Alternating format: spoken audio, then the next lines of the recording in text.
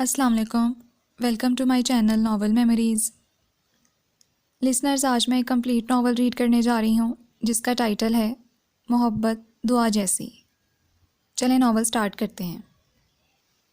رات کے 9 بج رہے تھے اور متوقع بارش کے ڈر سے امی نے اسے اسی وقت چھت پر سے کپڑے اتار لانے کا آرڈر جاری کیا تھا، اور چونکہ شام میں وہ اپنا واک مین چھت پر بھول آئی تھی، سو اسی لیے خلاف توقع بنا چون چراں کا حکم ماننے میں ہی بھلائی تھی۔ اس وقت تار پر سے کپڑے اتارتے ہوئے آسمان کی طرف دیکھا تو دل ہی دل میں امی کے بے بنیاد خدشے پر ہنسی آئی۔ وہاں تو تاحد نگاہ تک بادل کا کوئی چھوٹا سا ٹکڑا بھی نظر نہیں آ رہا تھا۔ کہاں کہ بارش ہوتی، تارے البتہ ہو بکھرے پڑے تھے کہ آسمان کی رونق بڑھانے کو۔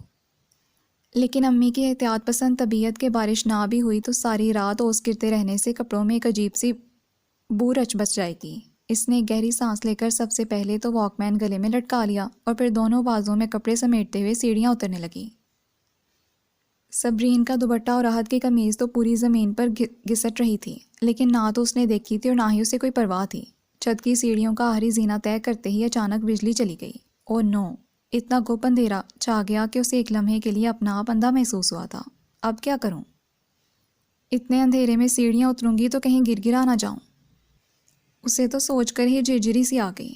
فائقہ، سمر، فیصل، کوئی ہے کیا؟ پلیز کوئی موم بتی جلا دو، کوئی تو جواب دو، کہاں مر گئے ہو سب کے سب؟ سیڑھی پر کھڑی آوازیں دیتے اسے اب ڈر لگنا شروع ہو گیا تھا۔ وہاں بالکل سکون اور خاموشی تھی۔ اس کا مطلب تو یہی تھا کہ چچی کے پورشن میں اس وقت کوئی زیرو موجود نہیں تھا۔ سبھی نیچے تھے اور وہاں وہ اس وقت اکیلی تھی۔ یہ میں کسے آوازیں دے رہی ہوں؟ کوئی ہوتا تو جواب دے دیتا۔ اب اگر میری آواز سن کے کسی بھوت نے جواب دے دیا تو… یہ خیال آتے ہی اس کو جھرجھری سی آ گئی اور وہ مزید رکے بنا دھیرے دھیرے سیڑھیاں اترنے لگی۔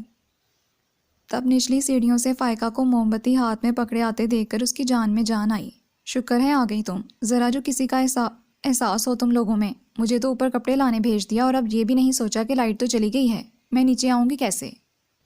اس کے قدموں میں قدرے تیزی آ گئی تھی۔ لائٹ گئی تھی، سیڑھیاں تو یہیں تری رکھی تھیں، پھر تمہیں نیچے اترنے میں کیا مشکل درپیش تھی؟ فائقہ نے فوراً جواب دیا تھا۔ وہ میں بس ان کپڑوں کی وجہ سے۔ جلدی نیچے اترنے کی کوشش میں اس کا پیر کسی چیز میں رپٹا اور وہ بے ساختہ چیختی ہوئی فائقہ کو لیتے ہوئے زمین پر جا گری۔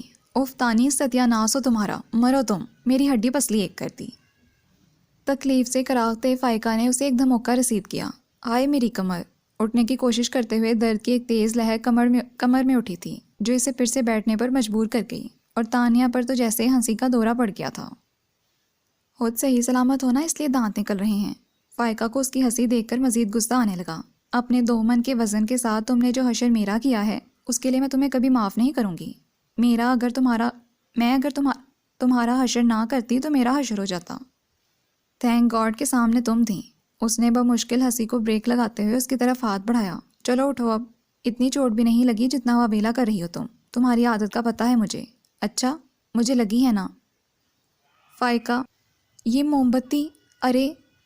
موم بتی کے بارے میں استفسار کرتے تانیہ اچانک چیخ اٹھی تھی، کیونکہ موم بتی ایک طرف پڑی نہ صرف ابھی تک جل رہی تھی بلکہ اپنے شعلوں کی لپیٹ میں حد کی شرٹ کو بھی لے لیا تھا۔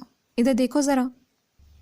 زرد پڑتے چہرے کے ساتھ کہتے اس نے فائقہ کو جھنجھوڑ ڈالا، جو خود بھی یہ منظر دیکھ کر دم بہت تھی۔ جب ہی میں کہوں کہ یہ موم بتی کی روشنی اتنی تیز کیسے ہو گئی؟ فائقہ دھیرے سے بڑبڑائی۔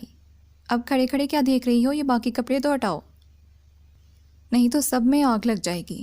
اسے ڈانٹنے کے ساتھ اس نے خود ہی وہ شرٹ چٹکی میں پکڑ کر سائڈ پر کر دی۔ آہت میری جان لے لے گا، وہ یہ سوچ کر روحانسی ہو رہی تھی۔ اچھا ہی کرے گا، تم ہو ہی اس قابل۔ پانی سے بھرا مگ لا کر شرٹ پر انڈیلتے فائقہ نے جل کر کہا تھا، اور تبھی لائٹ بھی آ گئی۔ صرف آہت کی شرٹ جلانے کے لیے گئی تھی یہ لائٹ۔ کیا ہوا؟ یہ جلنے کی بو کہاں سے آ رہی ہے؟ کچھ جلا دیا کیا تم لوگوں نے؟ کچھ دیر میں سبھی سر پر کھڑے پوچھ رہے تھے۔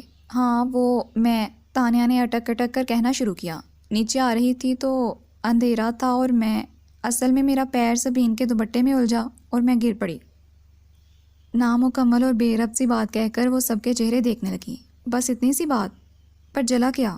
آج جو کسی کام سے فیصل کے ساتھ آیا تھا حیران لہجے میں پوچھنے لگا۔ ابھی تم نے پوری بات سنی کہاں ہے؟ آگ کی کہانی میں سناتا ہوں۔ فیصل بولا تو سبھی کی حیرت بھری نظریں اس کی جانب اٹھ گئیں۔ سب سے زیادہ الجھن تانیہ اور فائقہ کی آنکھوں میں تھی، جنہیں پوری طرح سے نظر انداز کیے وہ اپنی ہانکنے لگا۔ تو کیا ہوا کہ جب تانیہ بی بی زمین پر گریں تو ایک زوردار دھماکہ ہوا اور زمین سے آگ کے شعلے بلند ہونے لگے، اور اس بھڑکتی آگ میں سب سے پہلے خاکستر ہوئی احد میاں کی فیوریٹ شرٹ۔ فیصل کی تیز نظروں نے فوراً ہی کونے میں پڑی احد کی جلی ہوئی شرٹ تاڑ لی، اور ادھر احد تو تڑپ ہی اٹھا یہ بات سن کر۔ کیا تم لوگوں نے میری شرٹ جلا دی؟ کون سی والی جلائی ہے؟ جلدی بولو، وہ میرون والی تو نہیں نا؟ وہ بےتاب سے لہجے میں تانیہ سے پوچھ رہا تھا، جو بے بسی سے ہاتھ مسلتے اس بات میں سر ہلاتے ہی چچی کے پیچھے چھپ گئی کہ اب احد کسی کے کنٹرول میں آنے والا نہیں تھا۔ امی! وہ چلا اٹھا، دیکھیے اس نکمی نالائق لڑکی نے میری شرٹ جلا دی، میں اسے چھوڑوں گا نہیں، میں اس کا خون پی جاؤں گا۔ صدمے سے اس کا برا حال تھا۔ شرم کرو احد، ایک شرٹ کے لیے بہن کا خون پیو گے؟ چچی نے گرکا تھا، دیکھ لینا کسی دن اس طرح تمہاری بھی کسی نئی ڈریس میں آگ لگے گی، اور جس طرح آج میری شرٹ جلی ہے اسی طرح تم بھی اپنے کپڑوں کی راکھ پر بیٹھ کر 8 آنسو بہاؤ گی۔ منہ پر ہاتھ پھیرتے ہوئے احد کا لہجہ ہاسا پرعزم تھا۔ بس کرو احد، اب ختم کرو یہ سب۔ ایک شرٹ ہی تو تھی، میں تمہیں اس کے پیسے دے دوں گی۔ امی بیزار ہو گئیں اس بحث سے۔ وہ تو میں لے ہی لوں گا، لیکن آپ لوگوں کو کیا پتا وہ شرٹ مجھے کتنی عزیز تھی۔ ڈائیلاگ بازی میں تو احد کا کوئی جواب نہیں تھا۔ لو، اب شرٹ بھی انہیں عزیز ہونے لگی۔ گویا شرٹ نہ ہوئی کوئی غمگسار ساتھی ہو گیا، یقیناً کسی گرل فرینڈ نے دی ہوگی، فائقہ نے خوفزدہ ہو کے سوچا۔ صبرین آ کر یہ باقی کپڑے تم نیچے لے جاؤ، امی نے صبرین کو آواز دی، بھی ناگواری سے بڑبڑائی تھیں۔ اس تانیہ کا کیا بھروسہ، انہیں بھی کسی بھاڑ میں جھونکتے۔ امی پلیز، میں نے جان بوجھ کر کچھ نہیں کیا، تانیہ افکی سے بولی۔ احد اس پر ایک ہونہار نظر ڈال کر جانے ہی لگا تھا کہ فیصل کے پکارنے پر رک گیا۔ یہ دیکھو، ایک کالر ہی صحیح سلامت بچا ہے، اسے اپنی عزیز جان شرٹ کی آخری نشانی سمجھ کر سینے سے لگا لو، بلکہ گلے میں لٹکا لو، شرارت بھرے لہجے میں کہتے فیصل نے وہ کالر اس کے گلے میں لٹکانا چاہا۔ Shut up! حلق کے بل چلاتا وہ اسے ایک طرف پھینک کر دھم دھم کرتا سیڑھیاں اتر گیا۔ امی بھی نیچے چلی گئیں اور تانیہ فائقہ کے پیچھے اس کے کمرے میں چلی آئی۔ کہاں جا رہی ہو؟ بلیک موتیے سے سجے خوبصورت بلیک شیفون کے ڈریس کو اس نے بڑی سی چادر میں چھپا تو لیا تھا، لیکن اپنے چہرے کا کیا کرتی، جہاں نفاست سے کیے گئے میک اپ نے چہرے کی دلکشی مزید نمایاں کر دی تھی۔ اور اس وقت جب تانیہ کا خیال تھا کہ سبھی اپنے اپنے آفیسز اور کالجز جا چکے ہوں گے، احد نے اپنے کمرے سے نکل کر صرف اس کا یہ خیال غلط ثابت کر دیا، بلکہ اب کڑے لہجے میں تفتیش بھی کرنے لگا تھا۔ احد اس سے صرف 2 سال ہی بڑا تھا، مگر روب اس طرح جماتا تھا جیسے 10 سال بڑا ہو۔ کالج۔ اس کی نظریں بلیک سینڈل میں مقید لائٹ پنک نیل پالش سے سجے اپنے کومل دودیا پیروں پر تھیں۔ کتنے خوبصورت لگ رہے ہیں میرے پیر، کہیں انہیں میری نظر ہی نہ لگ جائے، اس نے گھبرا کر سوچا، اور ادھر احد جی بھر کے حیران ہوا اس کے جواب پر۔ کیا؟ کالج؟ اور وہ بھی اس طرح تیار ہو کر؟ ہاں، وہ کالج میں فنکشن ہے نا، اس نے بے حد ضبط سے بتایا۔ تمہارے کالج والوں کو اور کوئی کام نہیں ہے؟ جب دیکھو فنکشنز، پڑھائی کم اور پارٹیز زیادہ ہوتی ہیں۔ کیوں؟ تو میں کیا کروں؟ یہ فنکشنز کیا میں ارینج کرواتی ہوں؟ وہ جلائی۔ اچھا ہنستا جا رہی تھی، نہ جانے کہاں سے آ گیا یہ دماغ چاٹنے کے لیے۔ آج کس چیز کا فنکشن ہے؟ اس نے دوبارہ پوچھا تھا۔ فائنل ایئر کی فیئر ویل پارٹی ہے، اس نے بتایا۔ اوہ، تو فائنل ایئر کی ہے نا، تم کیوں جا رہی ہو؟ وہ اس کی جان چھوڑنے کے موڈ میں نہیں تھا۔ میرا دماغ خراب ہو گیا ہے، اس کا صبر تمام ہو گیا۔ امی آ کر جان چھڑائیں میری اس جھکی سے، اس نے چلا کر امی کو آواز دی جو غالباً اسی طرف آ رہی تھیں۔ کیا ہوا؟ پھر جھگڑا شروع کر دیا تم دونوں نے؟ کوئی جھگڑا نہیں ہوا، احد اطمینان بھرے لہجے میں بولا۔ میں تو بس اتنا پوچھ رہا تھا کہ اکیلی کیوں کالج آ رہی ہو؟ جب صبرین اور فائقہ نہیں جا رہی تو وہ میرے کالج میں نہیں پڑھتی، اس نے دانت پیس کر اطلاع دی۔ اور میں روزانہ اکیلی ہی کالج جاتی ہوں، لیکن روزانہ میں اور آج میں بہت فرق ہے۔ پتہ ہے امی، آج ٹرانسپورٹرز کی ہڑتال ہے۔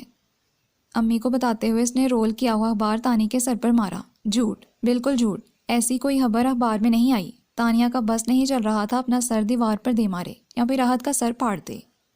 باسی اخبار پڑھنے کے بجائے تازہ اخبار پڑھا کرو، بہت سی خبریں بر وقت مل جایا کریں گی۔ احد کو اس کی تپی ہوئی شکل دیکھ کر بہت لطف آ رہا تھا۔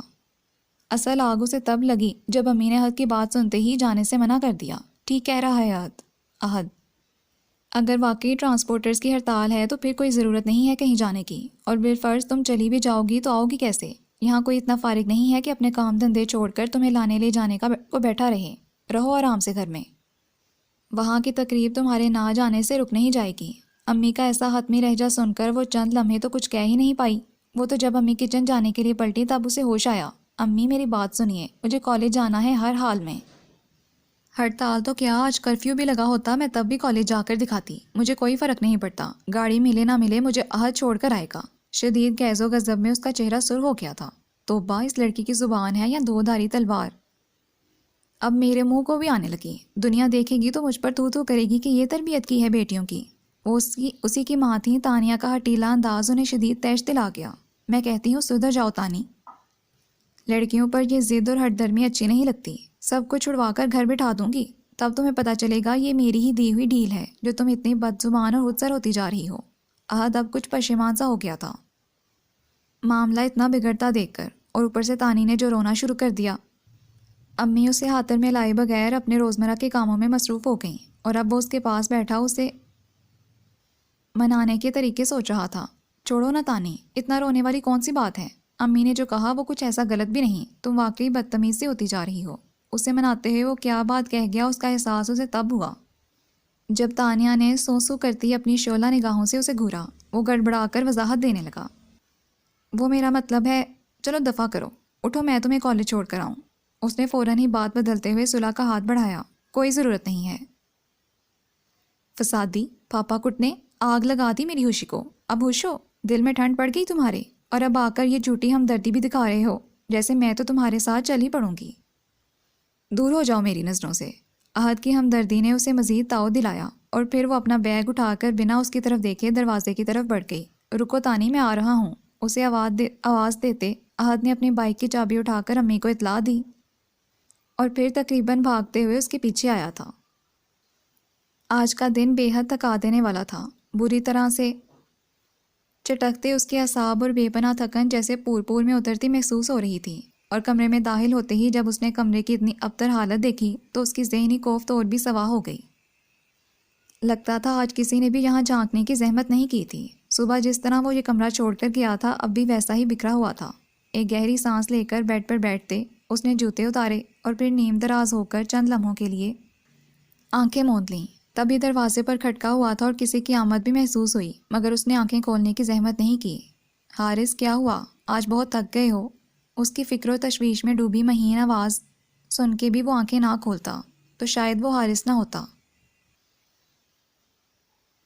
اسے دیکھتے ہی حارث کی آنکھوں میں جو دیے روشن ہوئے، تانیہ محجوب سی ہو کر پیچھے ہٹ گئی۔ بہت تھکن ہو رہی ہے۔ اس کے ستے ہوئے چہرے اور سرخ آنکھوں کو دیکھتے ہوئے اس نے دوبارہ استفسار کیا۔ تم نے تو کھانا بھی نہیں کھایا ہوگا اب تک، کم از کم کھانا تو وقت پر کھا لیا کرو حارث۔ دیکھو تو 10:30 بج رہے ہیں۔ اس کے لہجے سے پریشانی جھلک رہی تھی اور حارث یکٹوک اسے دیکھے جا رہا تھا۔ ڈارک گرین کلر کے لباس میں کچھ اور بھی نمایاں اس گلابی مائل دودھیا رنگت، سیاہ خوابناک آنکھیں اور سیاہ لمبے بالوں کو چوٹی میں باندھے۔ وہ 5 فٹ 3 انچ کی نازک سی گڑیا پل بھر میں اس کی ساری تھکن چرا لے گئی تھی۔ اس پر پڑنے والی حارث کی ہر نظر یوں ہی اس کی شدتوں میں اضافہ کر دیتی تھی۔ اب ایسے کیا دیکھ رہے ہو؟ اس کی نظروں کی وارفتگی نے اس کے چہرے پر گلال بکھیرا تھا اور وہ دھیرے سے مسکرا دیا۔ کئی دن گزر جاتے ہیں تمہیں دیکھے، کبھی چند لمحوں کے لیے اپنی موہنی صورت دکھاتی بھی ہو تو اس پر بھی میرے دیکھنے پر اعتراض۔ میں نہ تو اپنے دل کو روک سکتا ہوں نہ اپنی آنکھوں کو۔ اب تم ہی بتاؤ میں کیا کروں؟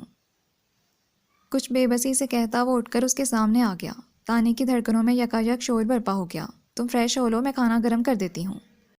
اپنی گھبراہٹ پر قابو پاتے وہ دھیمے لہجے میں بولی تھی۔ ابھی نہیں تانی، کچھ دیر اور رہو میری نظروں کے سامنے۔ اس کے لہجے میں نہ جانے کیا اصرار تھا کہ وہ اپنی جگہ بند سی گئی۔ وہ اس کے دل کے اتنے ہی قریب تھا کہ اگر وہ چاہتی بھی تو بھی اس کی کوئی بات ٹال نہیں سکتی تھی۔ تم یہ نوکری چھوڑ کیوں نہیں دیتے حارث؟ قدرے توقف سے تانیہ نے کہا تھا۔ تمہارے تو ایگزامز بھی ہونے والے ہیں نا، ان کی تیاری کب کرو گے؟ اس کا فائنل ایئر چل رہا تھا اور اب اس کی رات دن کی مصروفیات دیکھ کر اس سے زیادہ تانیہ کو اس کے ایگزامز کی ٹینشن ہونے لگی تھی۔ میرا مسئلہ جاب نہیں ہے تانی، وہ نفی میں سر ہلاتے ہوئے بولا تھا۔ جب تک شوبھی چاچو کے گھر کی تعمیر مکمل نہیں ہو جاتی میں ٹینشن فری نہیں ہو سکتا۔ ایک تو یہ چاچو بھی نہ، جب آ کر کہتے اس نے سارا غصہ ان پر نکالا۔ حارث کے چہرے پر ہلکی سی مسکراہٹ دوڑ گئی۔ وہ ابھی تک صحیح اندازہ نہیں لگا پایا تھا کہ وہ اس کے لیے کس حد تک جذباتی تھی۔ مجھے ذرا اچھے نہیں لگتے، اس نے اپنی خوبصورت ناک سکوڑی۔ بری بات تانی، چاچو ہیں۔ مجھے پھر بھی اچھے نہیں لگتے۔ اسے جیسے اس بات سے کوئی فرق نہیں پڑا تھا، اور تم بس ان سے صاف صاف کہہ دو حارث کہ تمہارے ایگزامز ہونے والے ہیں، وہ اپنا کوئی اور انتظام کر لیں۔ اتنا احساس تو انہیں بھی ہونا چاہیے، اپنے اکلوتے بیٹے کو تو پڑھائی کے لیے لندن بھیج دیا اور خود کسی کے مستقبل، کسی کے کریئر کی پرواہ کیے بنا صرف اپنا کام نکلوانا جانتے ہیں۔ تلی سے بولتے ہوئے اس کی نظر حارث کے چہرے پر پڑی تو اس کا شانہ ہلا کر پوچھا، تم سن رہے ہو نا میں کیا کہہ رہی ہوں؟ تم سناؤ اور ہم نہ سنیں، اب ایسے بھی حالات نہیں۔ حارث نے اس کا ہاتھ تھاما تو اس نے چونک کر ایک نظر اس کے ہاتھ میں جکڑے اپنے ہاتھ پر ڈالی، مگر چھڑانے کی کوشش نہیں کی۔ سنو حارث، چاچو سے بات ضرور کرنا، نہیں تو پھر میں ان سے بات کروں گی۔ اچھا، کیا کہو گی ان سے؟ اس نے بے حد دلچسپی سے پوچھا۔ یہی کہ حارث کی جان چھوڑ دیں۔ وہ بے حد سنجیدہ تھی۔ اور وہ پوچھیں گے نہیں کہ حارث کی جان سے تمہارا کیا واسطہ؟ اس کی آنکھوں میں شرارت تھی۔ تانیہ کے چہرے پر دبی دبی مسکراہٹ آ گئی۔ جب وہ پوچھیں گے تب میں انہیں بتا دوں گی، فی الحال اس نے حارث کی گرفت سے اپنا ہاتھ چھڑایا۔ میں کھانا گرم کرنے جا رہی ہوں، کھانا کھا کر جلدی سو جانا، مجھے لگتا ہے تمہاری نیند بھی پوری نہیں ہوتی۔ جبھی تمہاری آنکھیں مستقل سرخ رہنے لگی ہیں، تانیہ اس کی آنکھوں کو بغور دیکھتے ہوئے کہہ رہی تھی۔ وہ نہیں جانتی تھی کہ جب وہ اس طرح حارث کی طبیعت کے متعلق تشویش ظاہر کرتی تھی، اس کی فکر میں ہلکان ہوتی تھی، تو حارث کا تن من ایک انوکھی خوشی سے لبریز ہو جاتا تھا۔ اس کا اندرونی حلفشار، اس کی ذہنی پراگندگی، اس کی ہر تکلیف، ہر پریشانی یوں غائب ہو جاتی تھی جیسے وہ کبھی ان سے آشنا ہی نہ رہا ہو۔ اسے اپنا وجود تو کیا، اپنی روح تک ہلکی پھلکی اور تر و تازہ محسوس ہونے لگتی تھی۔ پورے دن کے سخت شیڈیول میں اس کی خوشبو سے مہکے انہی چند خوبصورت لمحات کا تصور تو حارث کو بہلائے رکھتا تھا۔ اوف، تمہارا کمرہ کتنا بے ترتیب ہو رہا ہے، آج تو میرا اس طرف آنا ہی نہیں ہوا، لیکن خیر میں کل ٹھیک کر دوں گی۔ اچھا میں جا رہی ہوں، گڈ نائٹ۔ کچھ تیزی سے کہتی وہ اتنی عجلت میں کمرے سے نکلی کہ وہ اس سے واپس آنے کے متعلق کچھ پوچھ ہی نہ سکا۔ وہ کھانا ٹرے میں لے کر کچن سے نکلنے لگی تھی کہ امی کسی کام سے ادھر آ نکلی تھی، اور انہیں دیکھ کر اس کا دل ایک لمحے کے لیے ڈوب سا گیا۔ اسی بات کا تو اسے ڈر تھا۔ یہ کھانا کس کے لیے لے کے جا رہی ہو؟ ان کے لہجے میں حیرت بھری تھی۔ وہ حارث کے لیے۔ اس پل حارث کا نام لیتے ہوئے اس کے چہرے پر نہ جانے کیا کیا رنگ بکھرے تھے، جسے دیکھتے ہی ان کے دل میں خطرے کی ہزاروں گھنٹیاں ایک ساتھ بج اٹھی تھیں۔ تم یہ ادھر لاؤ، انہوں نے سخت لہجے میں کہتے ہوئے اس کے ہاتھ سے ٹرے لے لی۔ کس نے کہا تھا تم سے اس کے لیے کھانا لے جانے کے لیے؟ کیا ہو گیا ہے امی کہ اب میں اس کے لیے کھانا بھی نہیں لے جا سکتی؟ تانیہ نے تعصب سے انہیں دیکھا۔ نہیں، میں ہوں نا، میں لے کر جا سکتی ہوں۔ اور تم سے میں ایک بار پہلے بھی کہہ چکی ہوں تانی، دوسروں کے غم میں گھلنا چھوڑ دو، مت کاٹا کرو وقت بے وقت اس کے کمرے کے چکر۔ اب تم بچی نہیں رہی ہو، آخر کب آئے گی تمہیں میری بات کی سمجھ؟ وہ جو اسے سمجھانا چاہ رہی تھیں وہ بخوبی سمجھ رہی تھی، مگر بات صرف اتنی سی تو نہیں تھی۔ امی کو تو حارث سے بلا وجہ کا بیر تھا۔ وہ فیصل سے ہنسی مذاق کرتی تھی، انہوں نے کبھی منع نہیں کیا۔ اس کی صفی سے اچھی ہنسی گپ شپ تھی، اس پر بھی امی نے کبھی اعتراض نہیں کیا تھا، مگر حارث کا تو صرف نام ہی اس کے منہ سے سنتے وہ آپے سے باہر ہو جاتی تھی۔ اب بھی اس نے امی سے زیادہ بحث تو نہیں کی کہ انہیں اس پر مزید غصہ آ جاتا تھا، مگر وہ دل ہی دل میں جلا کر رہ گئی تھی۔ حارث منجلے چچا کا بیٹا تھا۔ چچی تو حارث کے بچپن میں ہی چل بسی تھی، اور چچا 6 سال پہلے اس دنیا سے منہ موڑ گئے تھے۔ باپ کی زندگی میں پھر بھی حارث پر حالات کی سختیاں اتنی اثر انداز نہیں ہوئیں، لیکن بعد میں گزرتا ہر دن اسے اس گھر میں اپنی حیثیت یاد دلاتا گیا۔ اس کے بابا اپنے دیگر بھائیوں کی طرح بہت امیر یا جمع جتھا کرنے والے انسان نہیں تھے۔ کمانے اور کھانے کے اصول پر کاربند، نہ ہی کوئی زمین و جائیداد خریدی تھی جو بعد میں حارث کے کام آ سکتی۔ اس لیے ان کے مرنے کے بعد حارث کافی مشکلات میں گر گیا تھا۔ حالانکہ دادا پر دادا کی پراپرٹی ضرور تھی، لیکن جب تک تایا اور دیگر چچاؤں کو کوئی شدید ضرورت نہ پڑتی، وہ اپنی خاندانی زمینیں بیچنے کے حق میں ہرگز نہیں تھے۔ حارث کی ضرورت نہ تو انہیں نظر آ رہی تھی، اور نہ ہی بھتیجا ہونے کے ناطے اس کے تعلیمی اخراجات اٹھانا وہ اپنا فرض سمجھتے تھے۔ ایسے میں حارث کو وہی کرنا پڑا جو اکثر اپنی تعلیم پوری کرنے کے لیے مڈل کلاس نوجوانوں کو کرنا پڑتا ہے، یعنی صبح پڑھائی اور شام میں پارٹ ٹائم جاب۔ حارث خاصا حساس انسان تھا، اور یہ حساسیت اس میں یوں ہی نہیں آئی تھی۔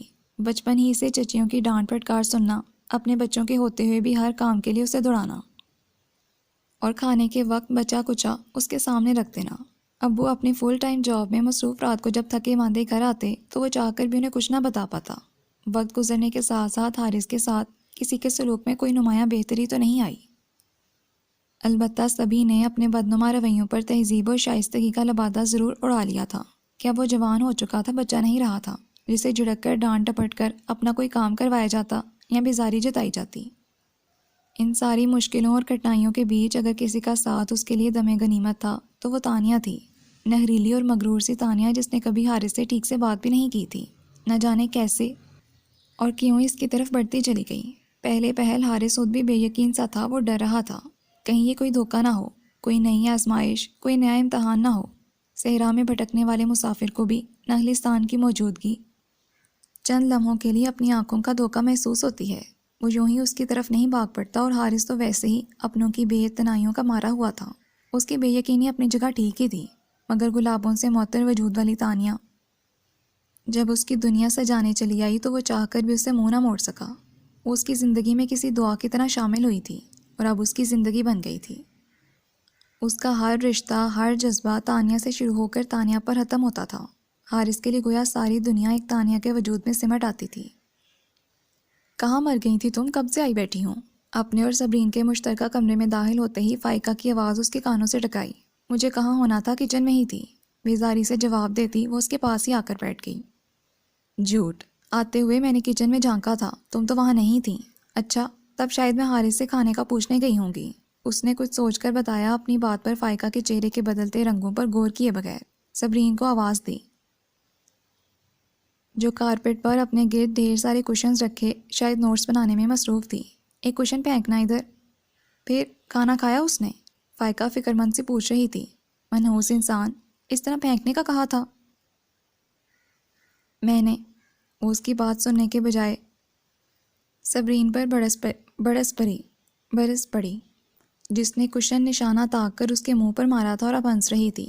تانی، میں تم سے پوچھ رہی ہوں۔ فائقہ نے جھلا کر اسے دھپ لگائی۔ ہاں بھائی، امی لے کر تو گئی تھیں، تم کیوں اتنی فکر کر رہی ہو؟ اس سے پہلے کبھی کی ہے؟ تانیہ کا لہجہ طنزیہ تھا۔ فائقہ ہونٹ بھیج کر رہ گئی۔ یہ تو سچ ہی تھا کہ اس نے کبھی حارث کی پرواہ نہیں کی تھی۔ کبھی اسے وہ یاد آتا بھی تھا تو کسی کام کے لیے، جب سمر یا فیصل اس کا وہ کام کرنے سے منع کر دیتے تھے۔ لیکن اب پچھلے کچھ عرصے سے بہت کچھ بدل سا گیا تھا، اور یہ بات وہ تانیہ کو نہیں سمجھا سکتی تھی۔ سنا تھا ہڑتال تھی آج، فائقہ نے کہا تو وہ سوالیہ نگاہوں سے اسے دیکھنے لگی۔ کس سے سنا تھا تم نے؟ یہ بکواس تو احد نہیں کی تھی، وہ تو جھوٹ بھی اتنی بار بولتا ہے کہ اس پر سچ کا گمان ہونے لگتا ہے۔ اگر مجھے اپنے علاقے کی بس نہیں مل رہی تھی تو اس کا مطلب ہڑتال ہرگز نہیں تھی۔ یہ تو ہمارا علاقہ اتنا فضول ہے، احد نے بھی جیسے کالج چھوڑ کر ہی بہت بڑا احسان کر دیا تھا۔ سبھی لڑکیوں کے پاس اپنی کنوینس تھی، ایک میں ہی باقی رہ گئی تھی اپنی پوٹی قسمت پر رونے کو۔ تو گھر فون کر دیتی تم؟ اچھا، گھر فون کر کے مرنا تھا میں نے؟ امی نے تو پہلے ہی مجھے آج کے دن کالج جانے کے تمام تر نقصانات سے آگاہ کر دیا تھا، مجھے لانے کے لیے کسی کو بھیجتی نہ بھیجتی، لیکن میری خاطر تواضع کا اچھا انتظام کر رکھتی وہ۔ فائقہ کا مشورہ سن کے تانیہ نے برا سا منہ بنا کر اس کے متوقع نتائج بھی بتا دیے۔ تو پھر گھر کیسے آئیں آخر؟ کیا کسی گاڑی کے پیچھے لٹک کر گھر تک کا سفر طے کیا؟ ارے نہیں، اب ایسی بھی آفت نہیں پڑی تھی، اس سے پہلے ہی میرے نزدیک ایک بڑی خوبصورت سی گاڑی آ کر رک گئی۔ تانیہ کے چہرے پر بڑی جاندار مسکراہٹ آ گئی تھی۔ لو، ہو گئی ہیرو کی انٹری۔ صبرین نے یہ سنتے ہی تبصرہ کیا تھا۔ کیا واقعی ایسا ہی ہوا تھا؟ فائقہ کو شاید یقین نہیں آیا۔ ہاں بھائی، میں بالکل سچ کہہ رہی ہوں۔ تانیہ کافی سنجیدہ تھی۔ اور گاڑی کے اندر کون تھا؟ تمہارے خوابوں کا شہزادہ؟ وہ ہنسی تھی۔ تانیہ نے چونک کر اسے دیکھا، پھر بولی، پہلی بات تو یہ کہ میں کسی گاڑی والے کا خواب نہیں دیکھتی، کہ وہ تو ڈرائیور بھی ہو سکتا ہے۔ صبرین نے پھر جملہ ٹانکا تھا۔ وہ نظر انداز کر کے کہتی رہی، دوسری بات یہ کہ میرے خوابوں کا شہزادہ میرے آس پاس ہی رہتا ہے، اسے مجھ تک پہنچنے کے لیے کسی شاہی سواری کی ضرورت نہیں۔ اس کی اس بات پر صبرین نے بے تحاشا چونک کر بغور اس کا چہرہ دیکھا، جبکہ فائقہ اپنی ہی دھن میں تھی۔ اب بتا بھی دو، گاڑی میں کون تھا؟ سیدان شاہ۔ اپنے ناخنوں کو دیکھتے ہوئے تانیہ نے صرف اس کا نام لینے پر اکتفا کیا، اور صبرین اچھل پڑی اس کی بات پر۔ کیا تم سیدان بھائی کے ساتھ گھر آئی تھی؟ عجیب اتفاق ہے۔ فائقہ بھی کچھ شاک تھی۔ کوئی اتفاق نہیں ہے، وہ روزانہ اسی راستے سے گزرتا ہے، اس نے ان کی حیرت بھانپ کر بتایا۔ تمہیں کیسے پتا؟ فائقہ کی نظریں کچھ کھوجتی ہوئی تھیں۔ اس نے کہا مجھ سے، اور میں نے یقین کر لیا۔ ظاہر ہے وہ بھی گھر ہی آ رہا تھا، مگر میں مزید ہوار ہونے کے بجائے اس کے ساتھ ہی گھر آ گئی۔ تو کیا برا کیا؟ تانیہ کو اندازہ تھا کہ اس نے آج سیدان کے ساتھ آ کر زیادہ عقلمندی کا ثبوت نہیں دیا، اور یہ بات اس نے امی کو بھی نہیں بتائی تھی۔ انہیں پتہ چل جاتا تو اس کی اچھی خاصی شامت آ جانی تھی۔ کیا امی کو پتہ ہے اس بات کا؟ صبرین نے پوچھا۔ نہیں، اور خدا کا واسطہ ہے تم بھی انہیں کچھ نہ بتانا۔ اس نے باقاعدہ ہاتھ جوڑ دیے تھے۔ اچھا نہیں کہوں گی، لیکن آئندہ احتیاط کرنا۔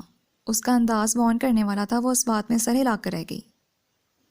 وہ چھوٹی ہونے کے باوجود بعض اوقات تانیہ کو چپ رہنے پر مجبور کر دیتی تھی۔ سنو تانی، سیدان نے اور کیا کہا تم سے؟ صبرین کے جاتے ہی فائقہ نے پورے اشتیاق لہجے میں دریافت کیا تھا۔ کیا اسے مجھ سے کچھ کہنا بھی تھا؟ اس کا سوال سمجھ کے بھی تانیہ نے مصنوعی حیرانی دکھائی۔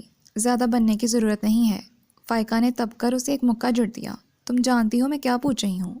جب وہ تمہیں بقول تمہارے چپکے چپکے تاڑتا رہتا ہے تو پھر آج موقع ملنے پر اس نے تم سے دل کا حال کیوں نہیں کہا؟ ہاں یاد آیا، اس نے کچھ کہا تو تھا۔ اس نے سوچنے کی اداکاری کی۔ لیکن پتہ ہے کیا فائقہ، وہ اتنی عجیب باتیں کرتا ہے کہ میرے تو سر پر سے گزر جاتی ہیں۔ اب اگر مجھے پتہ ہوتا کہ تم آ کر مجھ سے یہ سب پوچھو گی تو میں اس کی باتیں یاد کر لیتی یا پھر اپنے سیل فون میں ریکارڈ کر لیتی۔ پرے ہٹو منحوس، تمہاری عقل میں کبھی کوئی چیز بیٹھی ہے؟ فائقہ کو غصہ آ گیا۔ ادھر وہ بیچارہ ڈائلاگ بول بول کے تھک گیا ہوگا اور یہاں میڈم کی سمجھ میں ہی کچھ نہیں آیا۔ تم سے تو رومانس وہ کرے جس کا دماغ خراب ہو۔ تانیہ بے اختیار ہنستی چلی گئی۔ تمہیں اس سے بڑی ہمدردی ہو رہی ہے؟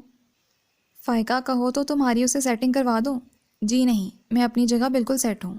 وہ مزید چڑھ گئی تھی۔ ویسے اس کی عمارت دیکھ کر میں کبھی کبھی اس کے بارے میں سوچنے بھی لگتی ہوں، تانیہ نے مسکراہٹ ضبط کرتے ہوئے کہا۔ لالچی چڑیا، وہ زیر لب بڑبڑاتی اٹھ کھڑی ہوئی۔ اب مزید یہاں رہنا بے سود تھا۔ رکو فائقہ، ایک مزے کی بات تو میں تمہیں بتانا ہی بھول گئی۔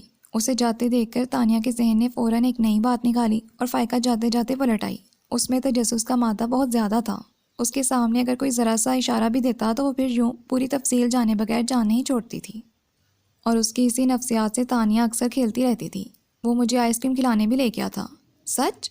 بے یقینی سے اچھل پڑتے اس نے تانیہ کے چہرے پر نظر ڈالی، اور دوسرے ہی پل جو بھی چیز اس کے ہاتھ لگی اس نے اٹھا کر تانیہ کو مارنے شروع کر دی تھی۔ اسے غصہ اپنے بے وقوف بننے پر آیا تھا، اور تانیہ کی ہنسی بے قابو ہو گئی تھی۔ السلام علیکم چاچی۔ آج وہ کافی دنوں بعد شوبھی چاچو کے پورشن کی طرف آئی تھی کہ جب سے سیدان کی آمد ہوئی تھی تب سے وہ کم ہی ادھر کا رخ کرتی تھی، اور اس میں بھی اس سے زیادہ امی کے محتاط پسند طبیعت کا عمل دخل تھا، ورنہ وہ پہلے تو سارا دن یہیں پائی جاتی تھی۔ چاچی کا سارا کام بھی نپٹا دیتی کہ ان کی نہ کوئی بیٹی تھی اور نہ کوئی بہو۔ اس وقت بھی چاچی کچن میں ہی مصروف تھیں۔ وہ پرجوش انداز میں سلام کرتی کچن ٹیبل کی کرسی گھسیٹ کر بیٹھ گئی۔ کیا بات ہے، اتنے دنوں بعد یاد آ رہی ہے چاچی کی؟ چاچی ہفکی سے بولی تھیں۔ سچ کہوں تو یاد کافی دنوں سے آ رہی تھی، لیکن امتحانات ہونے والے ہیں نا، تو اسی کے مصروفیت میں۔ خیر آپ بتائیے کیا کر رہی ہیں؟ یہ ناشتے کا وقت تو نہیں ہے؟ اس نے موضوع بدلتے ہوئے پوچھا۔ ہاں ناشتے کا وقت تو نہیں ہے، لیکن سیدان آج آفس نہیں گیا۔ کل رات اس کی طبیعت کچھ ٹھیک نہیں تھی تو میں نے جانے سے منع کر دیا۔ بیچارہ بچہ گھر سے، گھر والوں سے دور، خیال تو ہمیں ہی رکھنا پڑے گا نا۔ اور سچی بات ہے تانیہ، یہ سیدان مجھے بالکل اپنے صفی کی طرح لگتا ہے۔ اسے دیکھتی ہوں تو لگتا ہے جیسے صفی سامنے کھڑا ہو۔ چاچی کے لہجے میں پیار ہی پیار تھا، صفی کے لیے بھی اور سیدان کے لیے بھی۔ اللہ رے آپ کی سو کالڈ ممتا، ایک پرائے لڑکے کو دیکھ کر بیٹا یاد آتا ہے، اور پھر حارث کو دیکھ کر دل میں کوئی احساس کیوں نہیں جاگتا جسے اپنی ماں کی صورت تک یاد نہیں۔ اب اپنی پیاسی ممتا کی تسکین حارث پر پیار لٹا کر بھی تو کر سکتی ہیں، نہ کہ کسی غیر چہرے میں اپنے بیٹے کو ڈھونڈ کر۔ یہ تک سوچ ذہن میں ابھری اور زبان پر آتے آتے رہ گئی۔ سنا ہے فائقہ کا ہاتھ مانگنے اس کے ماموں آ رہے ہیں آج کل میں، چاچی نے کہا تو وہ حیران سی ہو گئی صبر پر۔ اچھا، مجھے تو اس بارے میں کچھ نہیں پتا۔ آپ کو چچی نے بتایا؟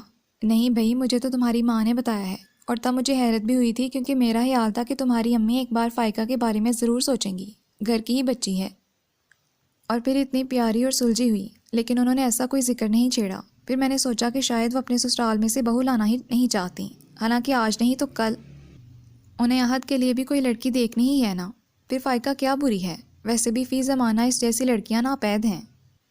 چاچی کو آج اچانک ہی فائقہ اس دنیا کی خوبصورت لڑکی نظر آنے لگی، اور تانیہ ششتر بیٹھی سوچ رہی تھی کہ کل جب صفی کے لندن جانے سے پہلے وہ اس کی منگنی بلکہ نکاح کرنے کا سوچ رہی تھیں، تب انہیں فائقہ کی یہ خوبیاں نظر کیوں نہیں آئیں؟ اعلیٰ حسب نسب، امیر اور خوبصورت ترین لڑکی کی تلاش میں جوتیاں گھساتے ہوئے انہوں نے ایک بار بھی تانیہ یا فائقہ کو زیر غور لانے کی زحمت نہیں کی تھی۔ خیر یہ خیال زیادہ دیر میرے ذہن میں نہ بھٹک سکا، کیونکہ شوبھی نے مجھے خبر ہی ایسی سنا دی تھی۔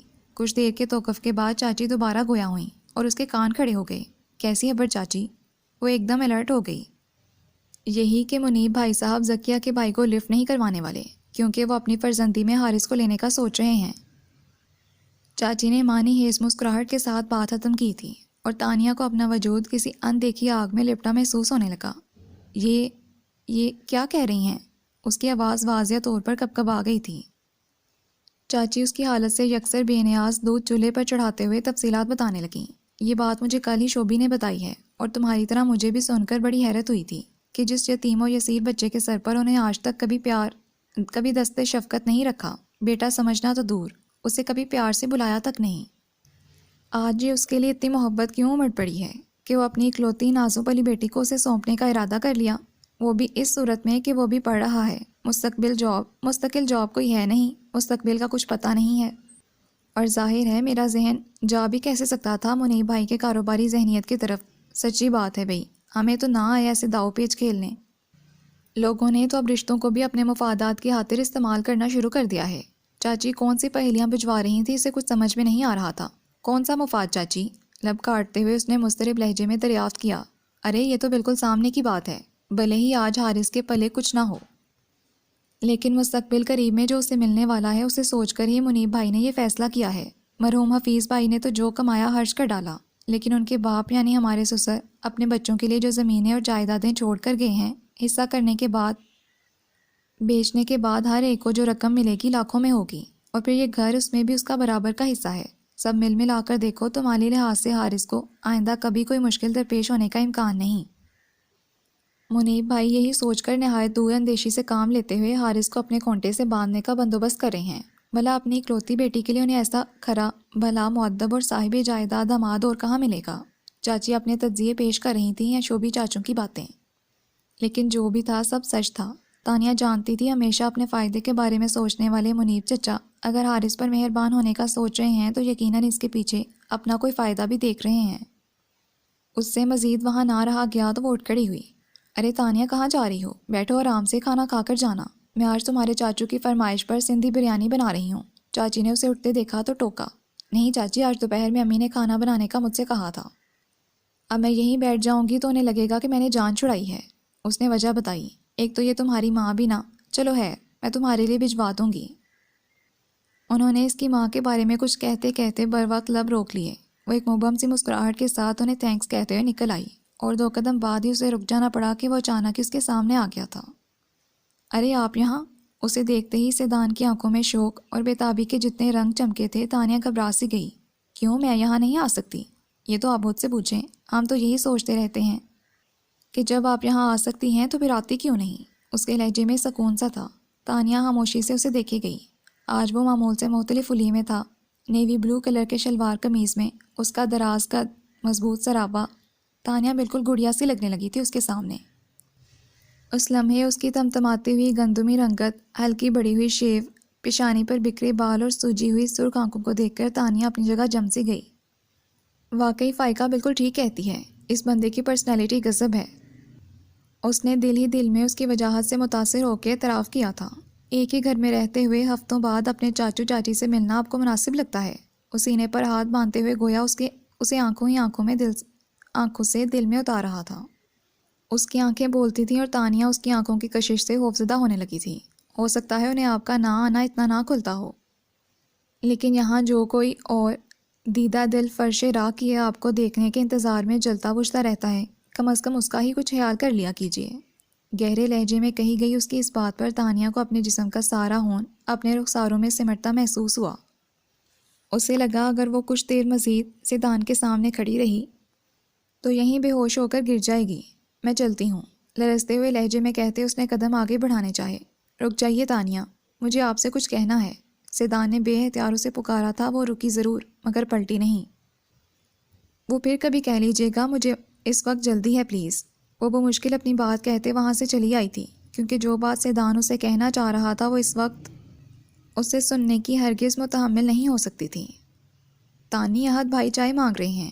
وہ کچن میں برتن دھونے کے بعد ریک میں لگا رہی تھی جب صبرین نے کچن میں جھانکا۔ تو بنا دو نا، اس نے بے نیازی سے کہا۔ اور تم کیا کرو گی؟ صبرین نے اسے گھورا۔ جواباً اس نے بھی تمام تر غصہ آنکھوں میں سمو کر اسے دیکھا۔ اندھی ہو، دیکھ نہیں رہی کہ ابھی ابھی میں ایک کام ہی کر رہی ہوں، اور تم آن مری ایک اور آرڈر لے کر؟ ابھی مجھے رات کا کھانا بھی بنانا ہے۔ اس نے یہ بات کرتے ہوئے برتن زور سے پٹھے۔ چائے میں بنا لیتی لیکن مجھے اپنے کل ٹیسٹ کی تیاری کرنی ہے، صبرین نے قدرے نرم ہو کر بتایا۔ چائے بنانے میں 5 منٹ بھی نہیں لگیں گے۔ میرا کچھ بوجھ ہلکا کر دو گی تو دعائیں دوں گی، ورنہ کہیں تم اس ٹیسٹ میں بری طرح فیل ہی نہ ہو جاؤ۔ اس نے ڈھکے چھپے انداز میں جو دھمکی دی، صبرین کا تو رنگ ہی اڑ گیا۔ ہائے اللہ نہ کرے کیسی باتیں کرتی ہو تم، منحوسیت والی۔ وہ فوراً ہی گھبرا کر چائے کا پانی چڑھانے لگی۔ تانیہ نے مسکراہٹ چھپاتے ہوئے اپنا کام ختم کیا اور باہر نکل آئی۔ امی اوپر چچی کی طرف تھی، موقع غنیمت جانتے ہوئے وہ صفائی کے لیے حارث کے کمرے کی طرف چلی آئی۔ نہ جانے کیا بات تھی کہ یہاں آتے ہی وہ اس کمرے کی ایک ایک چیز پر اپنا حق محسوس کرتی تھی۔ ایسا استحقاق، ایسی اپنائیت تو کبھی سے اپنے کمرے میں بھی محسوس نہیں ہوئی تھی۔ اور ایسا کیوں تھا؟ صرف ایک شخص کی بدولت۔ وہ شخص اس کا تھا، اس سے وابستہ ہر ایک چیز اسے پیاری تھی۔ اس وقت بھی بڑی تندھی اور لگن سے وہ اس بکھرے ہوئے کمرے کی حالت درست کر رہی تھی۔ ایک تو حارث بھی ہاتھ کی طرح بے ترتیبی پھیلانے کا عادی تھا، اور آج تو شاید صبح سے صفائی بھی نہیں کی ہوئی تھی یہاں کی۔ اس کے اور صبرین کے کالج جانے کے بعد امی باقی کام تو کر لیتی تھیں، لیکن صفائی ستھرائی کے لیے ایک جز وقت ملازمہ رکھی گئی تھی۔ لیکن آج لگتا تھا اس نے بھی اس طرف دھیان نہیں دیا۔ ایسا اکثر ہوتا تھا، اسی لیے تانیہ دن میں ایک مرتبہ تو ضرور ہی حارث کے کمرے کا چکر لگاتی تھی، یہ دیکھنے کے لیے کہ کمرہ کس حالت میں ہے۔ پھر کمرہ ٹھیک کرنے کے ساتھ ساتھ حارث کے کئی دن کے کپڑے بھی پریس کر کے ہینگ کر دیتی۔ تانیہ کی کوشش ہوتی تھی کہ وہ یہ سب امی کی نظر بچا کر کرے۔ اس نے گھڑی پر نظر ڈالی، کافی ٹائم ہو گیا تھا، اس لیے جلدی جلدی میں بیڈ شیٹ ٹھیک کرنے لگی، اور تبھی تکیہ اٹھاتے ہوئے وہ براؤن کور والی ڈائری اس کی نظر میں آئی۔ بے اختیاری چونک کر اس نے وہ ڈائری اٹھا لی۔ کچھ جاننے کا تجسس، اپنے بارے میں حارث کے جذبوں کا وہ اظہار جو وہ آج تک اس سے کر نہیں پایا تھا، اسے وہ ڈائری کھولنے پر مجبور کر گیا۔ بہت سے خالی صفوں کے بیچ وہ نظم، اس کی دھڑکن اچانک ہی بڑھ گئی۔ اتنے لمبے نہ ہوں دن، اتنی بڑی رات نہ ہو، رنج دنیا کے نہ ہوں، کوئی غم ذات نہ ہو، دل کی آنگن میں کبھی بارش صدمات نہ ہو، اگر تم ساتھ رہو زیست جنگل کی طرح، اتنی بیاباں نہ لگے، اپنا سایہ بھی ہمیں خود سے گریزاں نہ لگے، یہ بھرا شہر ہمیں اتنا بھی ویراں نہ لگے، تم اگر ساتھ رہو، ایسی پلکیں نہ ہوں تر، آنکھ پر نم نہ رہے، دل کی دنیا میں کبھی دکھ کا موسم نہ رہے، کوئی اندھو نہ ہو، کوئی غم نہ ہو، اگر تم ساتھ رہو۔ وہ گمسم سی بیٹھی تھی اور ذہن میں نہ جانے کہاں کہاں بھٹک نکلا تھا کہ دروازے پر ہونے والے کھٹکے سے وہ سراسیمگی سے ڈائری ایک طرف رکھتے اٹھ کھڑی ہوئی۔ اندر آنے والا حارث تھا۔ اسے دیکھ کر وہ اپنی جگہ جم کر رہ گیا۔ کیا ہوا، سکتے میں چلے گئے کیا؟ اسے اس طرح کھڑے دیکھ کر وہ بولنے سے باز نہ رہ سکی۔ چاند دن میں جھلک دکھلا جائے تو ایسا ہو جایا کرتا ہے، کوئی دعا اچانک ہی قبولیت کا درجہ پا جائے تب بھی کچھ ایسی ہی بے یقینی ہوتی ہے، اور کوئی بہت ہی پیارا جان سے عزیز بہت دنوں بعد سامنے آ جائے تو آنکھیں اسی طرح بے اختیار ہو جایا کرتی ہیں۔ اگر مجھے بھی سکتا ہو گیا تو حیرانی کیسی۔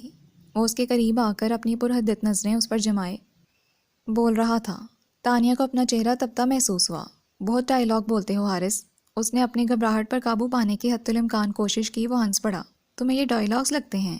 یار، یہ کہتے ہوئے کچھ تو خیال کیا ہوتا۔ میرے جذبوں کا جو تمہیں دیکھتے ہی ساری احتیاطیں بلائے تم پر برسنے کے لیے مچلنے لگتے ہیں۔ ویسے ایک بات بتاؤں، ابھی گھر آتے ہوئے میرے دل میں شدت سے یہ خواہش ابھری تھی کہ تمہیں دیکھ پاؤں، زیادہ نہیں، تھوڑی دیر ہی صحیح، صرف ایک نظر، بس ایک بار تمہاری صورت نظر آ جائے۔ بولتے بولتے اس کا لہجہ دھیما ہوا تھا۔ اس کمرے تک آتے آتے میری یہ خواہش مایوسی میں بدل گئی تھی، لیکن مجھے کیا پتا تھا دعاؤں کی بدولت معجزے ہو جایا کرتے ہیں۔ تم پاگل ہو حارث۔ اس کی دیوانگی تانیہ کو سہما گئی۔ صرف تمہارے لیے میں جا رہی ہوں۔ اس نے راہ فرار اختیار کرنا چاہی۔ کیوں مجھے دیکھتے ہی تمہیں جانے کی کیوں سوچنے لگتی ہے؟ حارث نے جلدی سے اسے بازو سے پکڑ کر اس کے جانے کی کوشش ناکام بنا دی۔ تمہیں مجھ سے ملنے کی کوئی لگن ہو نہ ہو، کم از کم میرے حال پر تو ترس کھا لیا کرو۔ تمہارے پاس دل نام کی کوئی چیز ہے یا نہیں؟ نہیں، تانیہ جھٹ بول اٹھی۔ کیونکہ وہ میں کسی کو دے چکی ہوں، اس نے شرارت سے کہا تھا۔ حارث کے چہرے پر مسکراہٹ آ گئی۔ پلیز حارث، کافی دیر سے یہاں ہوں۔ امی مجھے ڈھونڈتے ہوئے یہاں آ گئی نا، تو مجھ پر فاتحہ ہی پڑھ لینا۔ اتنا ڈرتی ہو تم، میرا ساتھ کیسے دے پاؤ گی؟ حارث کی اس بات پر وہ چونک کر اس کا چہرہ دیکھنے لگی۔ ذہن میں اچانک ہی چھوٹی چچی کی باتیں گونج اٹھی تھیں۔ ایک عجیب سا اضطراب وجود کو گھیرنے لگا۔ حارث، اس کے منہ سے بلا ارادہ ہی نکلا تھا۔ کیا ہوا؟ اس کی حالی الذہنی کی کیفیت محسوس کر کے حارث کچھ بے چین سا ہو گیا۔ کچھ نہیں، بس ایک بات کرنی تھی تم سے، لیکن ابھی مجھے جانا ہے۔ میں کوشش کروں گی آج یا کل کسی بھی وقت تم سے مل کر کہہ ڈالوں۔ ایسی کیا بات ہے؟ وہ لج گیا۔ بس ہے ایک بات جو کرنی بہت ضروری ہے۔ تانی نے اس کا چہرہ دیکھا جہاں غور و فکر کی پرچھائیاں نظر آنے لگی تھیں۔ تم زیادہ ٹینشن مت لو، میں شام کو ہی آ جاؤں گی تم سے بات کرنے کے لیے۔ اچھا میں چلتی ہوں۔ باہر سے صبرین کی آواز سنتے ہی وہ عجلت میں کمرے سے نکل گئی تھی اور حارث الجھا سا کھڑا رہ گیا۔ اس کا سیل بج رہا تھا۔ وہ کچھ دیر پہلے ہی اپنے کپڑے پریس کرنے کے لیے امی کے کمرے میں لے آئی تھی اور موبائل چارجنگ پر لگا دیا۔ اب جو وہ بجنا شروع ہوا تو تانیہ گھبرا گئی۔ اف توبہ ہے، مجھے بھی موبائل یہیں پر چارج کرنا تھا۔ اس نے موبائل اٹھا کر امی کی طرف دیکھا جو کچھ دیر پہلے ہی سر درد کی دوا کھا کر لیٹی تھیں، اور پھر اسکرین پر نگاہ کی جہاں حارث کا نام جگمگا رہا تھا۔ اس نے ہونٹ کاٹتے ہوئے کال ڈسکنیکٹ کر دی۔ جس دن وہ حارث سے ملی تھی اسے آج تیسرا دن تھا۔ اسے پتا تھا اس نے حارث کی بے چینی بڑھا دی ہے، لیکن تانیہ کو اب تک کوئی موقع ہی نہیں مل سکا تھا حارث سے تفصیلی بات کرنے کا، اور کھڑے کھڑے وہ یہ بات کرنا نہیں چاہتی تھی۔ آئی ایم سوری حارث، میں تمہاری کال ریسیو نہیں کر سکتی۔ زیر لب بڑبڑاتے اس نے موبائل آف کر دیا اور اپنے کپڑے اٹھانے لگی۔ تانی تمہیں فائقہ اوپر بلا رہی ہے۔ اس لمحے سمر نے اندر جھانکا۔ کیوں؟ کیا خود نیچے آتے ہوئے اس کی شان گھٹ رہی تھی؟ فائقہ کا یہ پیغام اسے بیزاری میں مبتلا کر گیا۔ وہ سب مجھے نہیں پتا۔ سمر نے کندھے اچکائے۔ اور سنو، تمہارے ماموں کی فیملی آنے والی تھی نا آج؟ اسے جانے کے لیے پلٹتے دیکھ کر تانیہ نے آواز دی۔ آنے والی تھی نہیں، آنے والی ہے آج شام کو، سمر نے جواب دیا تھا۔ چلی جاؤ تانی۔ امی نے چہرے پر سے دوپٹہ ہٹا کر اسے دیکھا۔ مدد کے لیے بلوا رہی ہوگی تمہیں، تیاری کروا دینا اس کے ساتھ۔ جی اچھا۔ اس نے گہری سانس لے کر اس بات میں سر ہلا دیا۔ شکر ہے میں نے امی کو سوتا سمجھ کر حارث کی کال ریسیو نہیں کی۔ انہیں جاگتا پا کر اس نے دل ہی دل میں شکر کا کلمہ پڑھا۔ ہاں جی میڈم، کہیے کیا بات ہے جو اس بھری دوپہر میں بجائے کیلولہ کرنے کے ہماری یاد آ گئی اور ہمیں بھی بے آرام کیا؟ فائقہ اسے اپنے گھر کے بجائے چھت پر بنے اسٹور روم نما حبس زدہ کمرے میں ملی۔ چلنگا چارپائی پر نیم دراز، پنکھا فل سپیڈ پر چلائے اس کی بات پر اسے گھورنے لگی۔ تم دوپہر میں کہاں سوتی ہو جھوٹی؟ جب اپنی قدر بڑھانے کے لیے یہ بکواس کر رہی ہو۔ ضروری نہیں کہ جو چیز پہلے کبھی نہ ہوئی ہو وہ اب بھی نہ ہوگی، اور شاید میں نہ آتی لیکن امی نے کہا کہ میں تمہارے مہمانوں کی دعوت شراز کے لیے تمہاری مدد کروا دوں۔ میری بولی امی۔ انہیں کیا پتا کہ تم آخری وقت پر ہر کام کرنے کی عادی ہو، تانیہ نے ہنستے ہوئے کہا۔ اس کا خیال تھا فائقہ چڑ جائے گی، لیکن وہ اپنے ناخن چباتے ہوئے کسی الجھن کا شکار لگ رہی تھی۔ اس کی باتوں پر دھیان ہی نہیں دیا۔ مجھے بہت گرمی لگ رہی ہے، پتہ نہیں تم کیوں آ کر بیٹھ گئی ہو اس تنور میں۔ چلو نیچے، تمہارے کمرے میں چلتے ہیں۔ ہاں میرے کمرے میں تو جیسے اے سی لگا ہوا ہے نا۔ فائقہ تپی۔ پھر 20 دے تو ٹھیک ہے کم از کم۔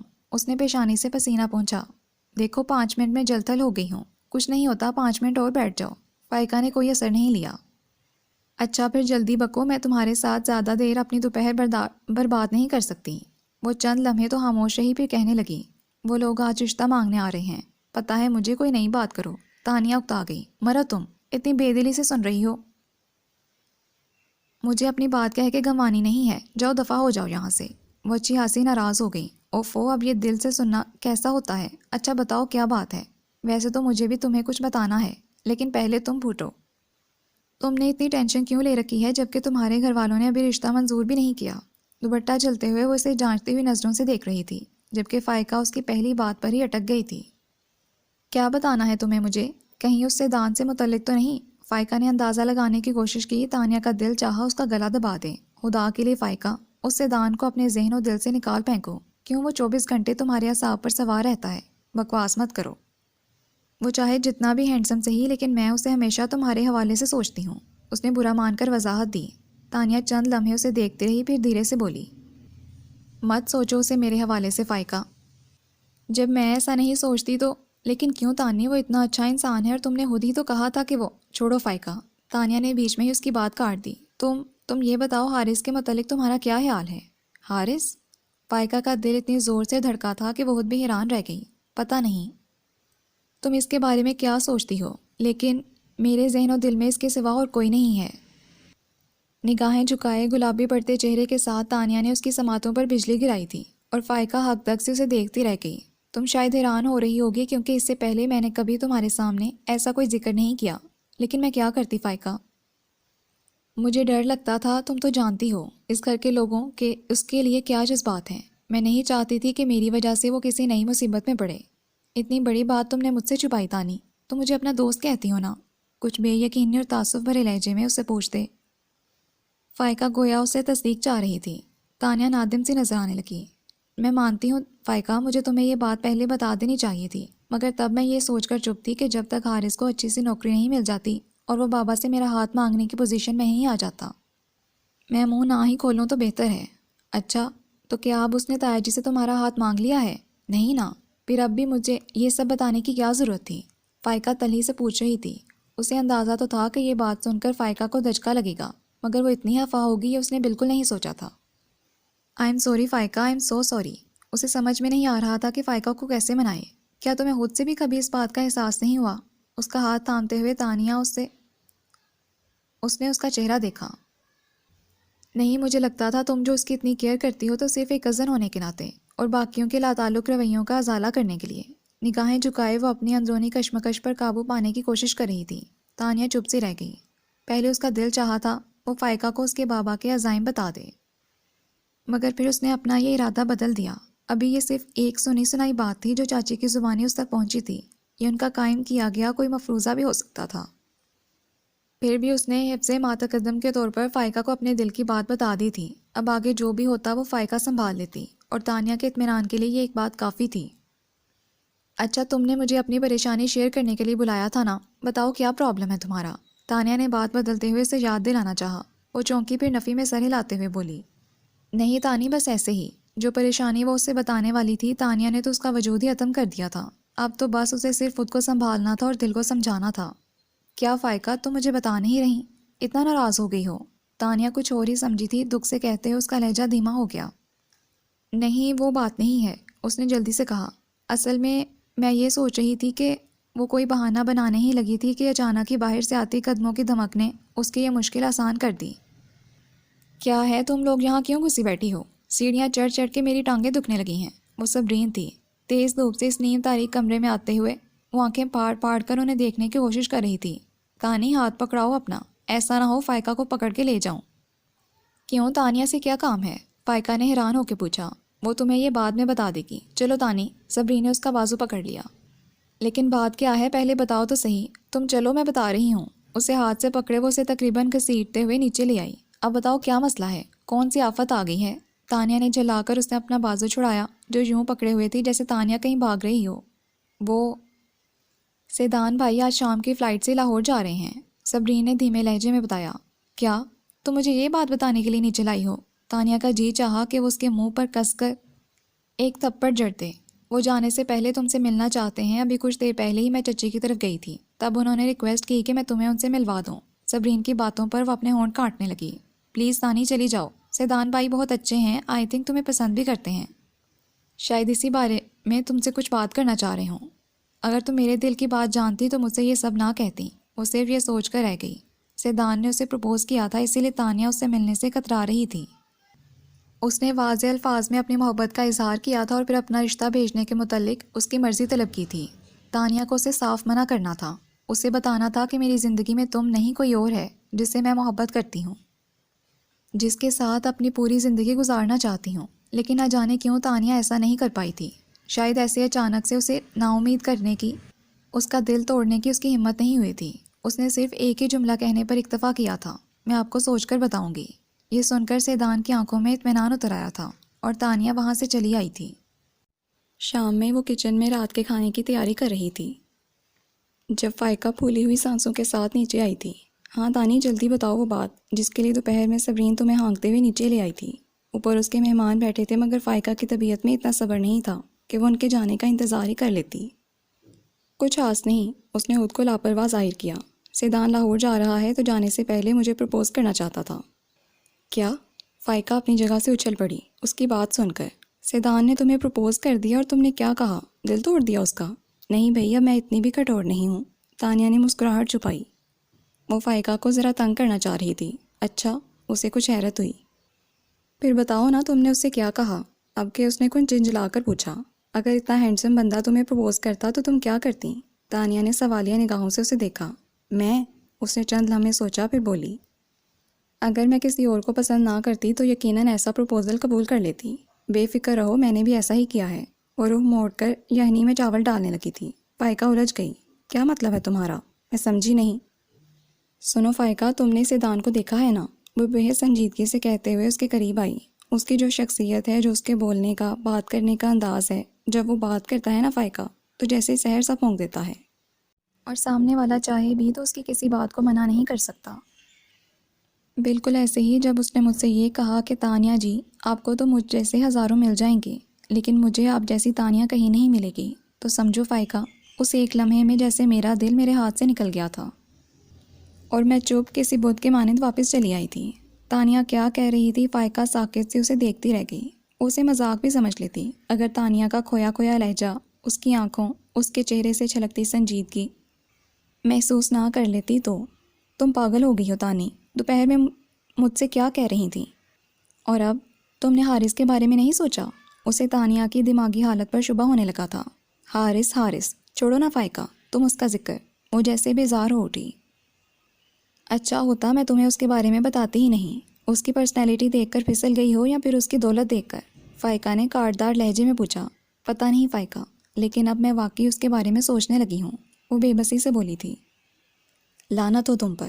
فائقہ کے لہجے میں جتنا تنفر تھا، تانیہ نے قدرے حیران ہو کر اسے دیکھا۔ اس لمحے صبرین کچن میں داخل ہوئی اور فائقہ کو دیکھ کر چونک گئی۔ اچھا تم یہاں گپے لڑانے بیٹھی ہو اور اوپر چچی کا پارا ساتویں آسمان کو چھو رہا ہے۔ فریج سے پانی کی بوتل نکالتے صبرین نے اسے اطلاع دی اور باہر نکل گئی۔ اس نے ایک تیز نگاہ اس پر ڈالی اور باہر نکل گئی۔ رکو فائقہ، بات تو سنو میری۔ تانیہ نے گھبرا کر اس کا ہاتھ پکڑا۔ مجھے تمہاری کوئی بات نہیں سننی، میری بلا سے بھاڑ میں جاؤ، ایک جھٹکے سے اپنا ہاتھ چھڑاتے ہوئے نکل گئی تھی۔ اور نو، یہ پاگل تو سچ سمجھ بیٹھی۔ تانیہ نے سر تھام کر سوچا تھا، خیر کوئی بات نہیں، میں بعد میں اسے سب بتا دوں گی۔ اس سوچ نے اسے مطمئن کر دیا تھا۔ دوسرے دن چھٹی تھی، امی خالہ کی طرف جا رہی تھیں۔ اس سے پوچھا تو اس نے منع کر دیا۔ میرا موڈ نہیں ہو رہا، صبرین سے پوچھ لیں۔ کیوں، یہ وہاں جانے کا سن کر ہی تمہارا موڈ کیوں خراب ہونے لگتا ہے؟ امی کو اس کی بات بری لگی اور انہیں اس کا اظہار بھی کر دیا۔ وہ تمہاری خالہ کا گھر ہے، وہاں بھی تمہارے کزنز رہتے ہیں، کبھی یہاں کے لوگوں سے ہٹ کر بھی اپنے ننیال والوں کو لفٹ کروا دیا کرو۔ اوف امی، میں نے ایسا کب کہا؟ وہ کچھ پشیمان ہوئی۔ وہ تو میری طبیعت ٹھیک نہیں ہے، کچھ اور۔ خیر آپ کہتی ہیں تو چلو چلی جاتی ہوں، کوئی ضرورت نہیں ہے مجھ پر احسان کرنے کی۔ صبرین تو جا ہی رہی ہے، میں نے تم سے اس لیے پوچھ لیا کہ شہرہ تمہیں یاد کر رہی تھی۔ انہوں نے فائقہ کی بیٹی کا نام لیا۔ تم سے تو اتنا بھی نہیں ہوتا کہ اسے ایک فون ہی کر لو۔ وہ ناگواری سے بڑبڑاتے اپنے کمرے کی جانب بڑھ گئی تھیں۔ تانی میرے لیے ناشتہ بنا دو جلدی سے، میں نہانے جا رہا ہوں۔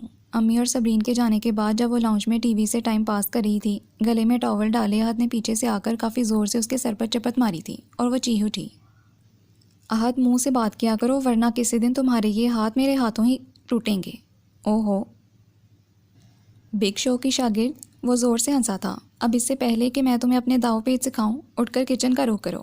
اسے چڑھانے کے لیے احد نے اس بار ٹاول اتار کر اس پر جھاڑا تھا۔ آج چونکہ چھٹی تھی اس لیے حارث بھی گھر پر ہی تھا۔ وہ سوچ رہی تھی کہ حارث جاگ گیا ہو تو اس کا ناشتہ بھی ساتھ ہی تیار کر دے۔ تانیہ حارث کے کمرے کی طرف چلی آئی تھی، لیکن ادھ کھلے دروازے نے اسے حیرت میں مبتلا کر دیا۔ کچھ دیر تو وہ کڑی اندر جانے اور نہ جانے کے آپشن پر غور کرتی رہی، پھر دھیرے سے دروازہ دھکیلتے اندر داخل ہو گئی۔ کمرے میں ابھی تک نائٹ بلب روشن تھا اور اس کی دھیمی دھیمی روشنی میں وہ اسے بیڈ پر اوندا لیٹا نظر آیا۔ حارث سو رہے ہو کہ جاگ رہے ہو؟ تانیہ نے ہولے سے اسے پکارا۔ اس کے جسم میں کوئی جنبش نہیں ہوئی۔ 11 بج چکے تھے، اب تک تو اسے جاگ جانا چاہیے تھا۔ تانیہ کو پریشانی ہونے لگی۔ اس نے سوئچ بورڈ پر ہاتھ مار کر تمام لائٹس آن کر دیں، تب کہیں جا کر اس نے کروٹ بدلی اور اپنی سرخ انگارہ آنکھیں کھول کر اسے دیکھا تھا اور دوسرے ہی پل پھر سے آنکھیں موند لی تھیں۔ حارث تمہاری طبیعت ٹھیک ہے نا؟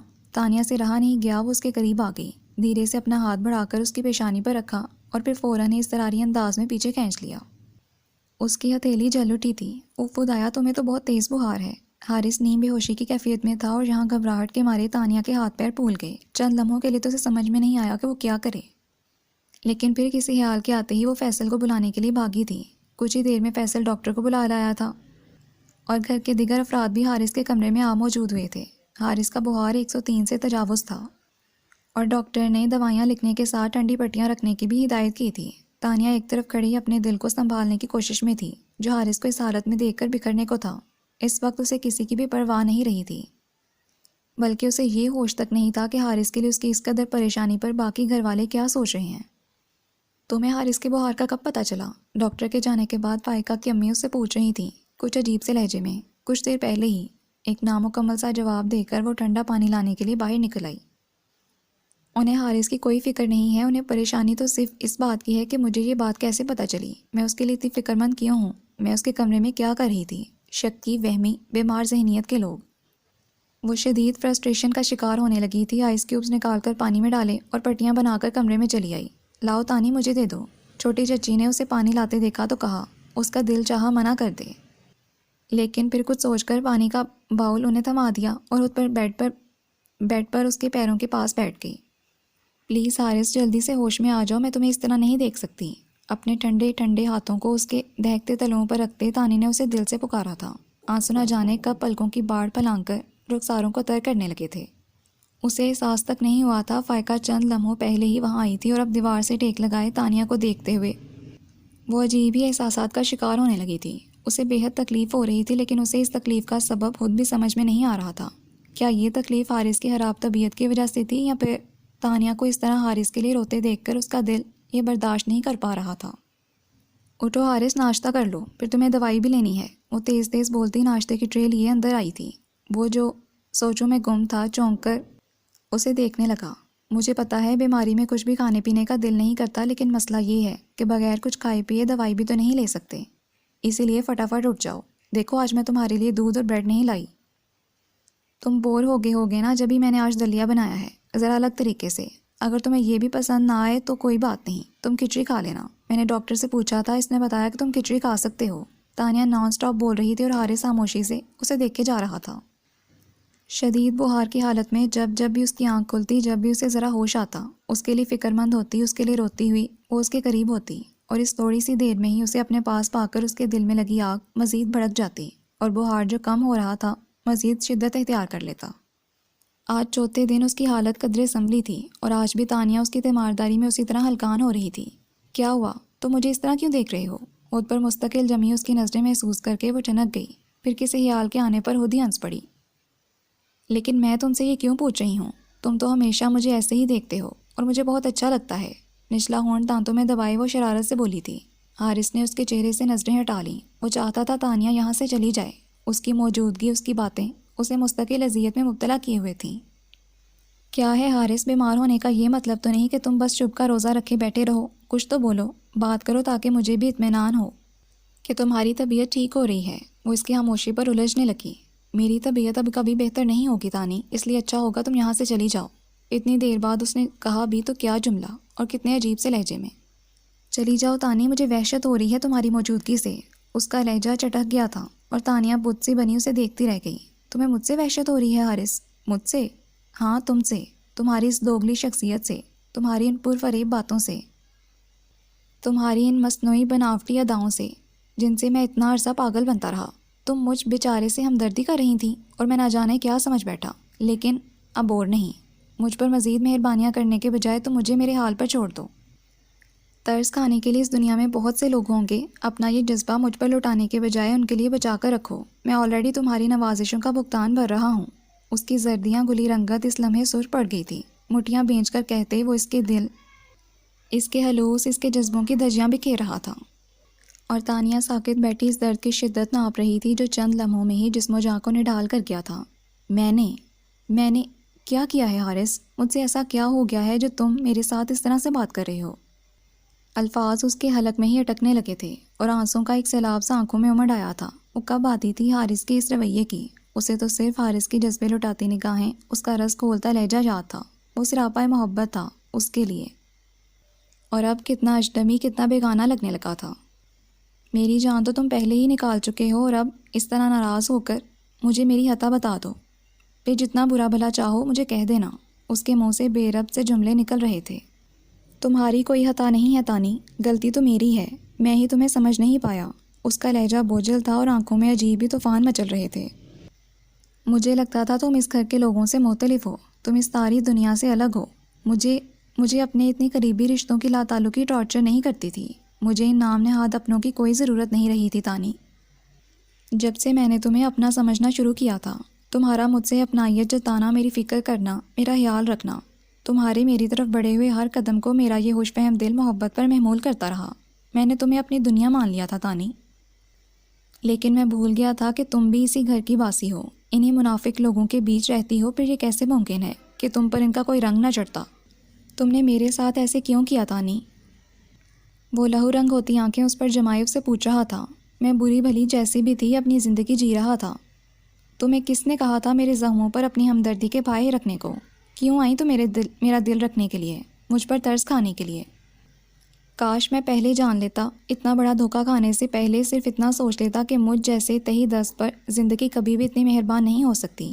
میں ایک بہت بڑے فریب کا شکار ہو رہا ہوں۔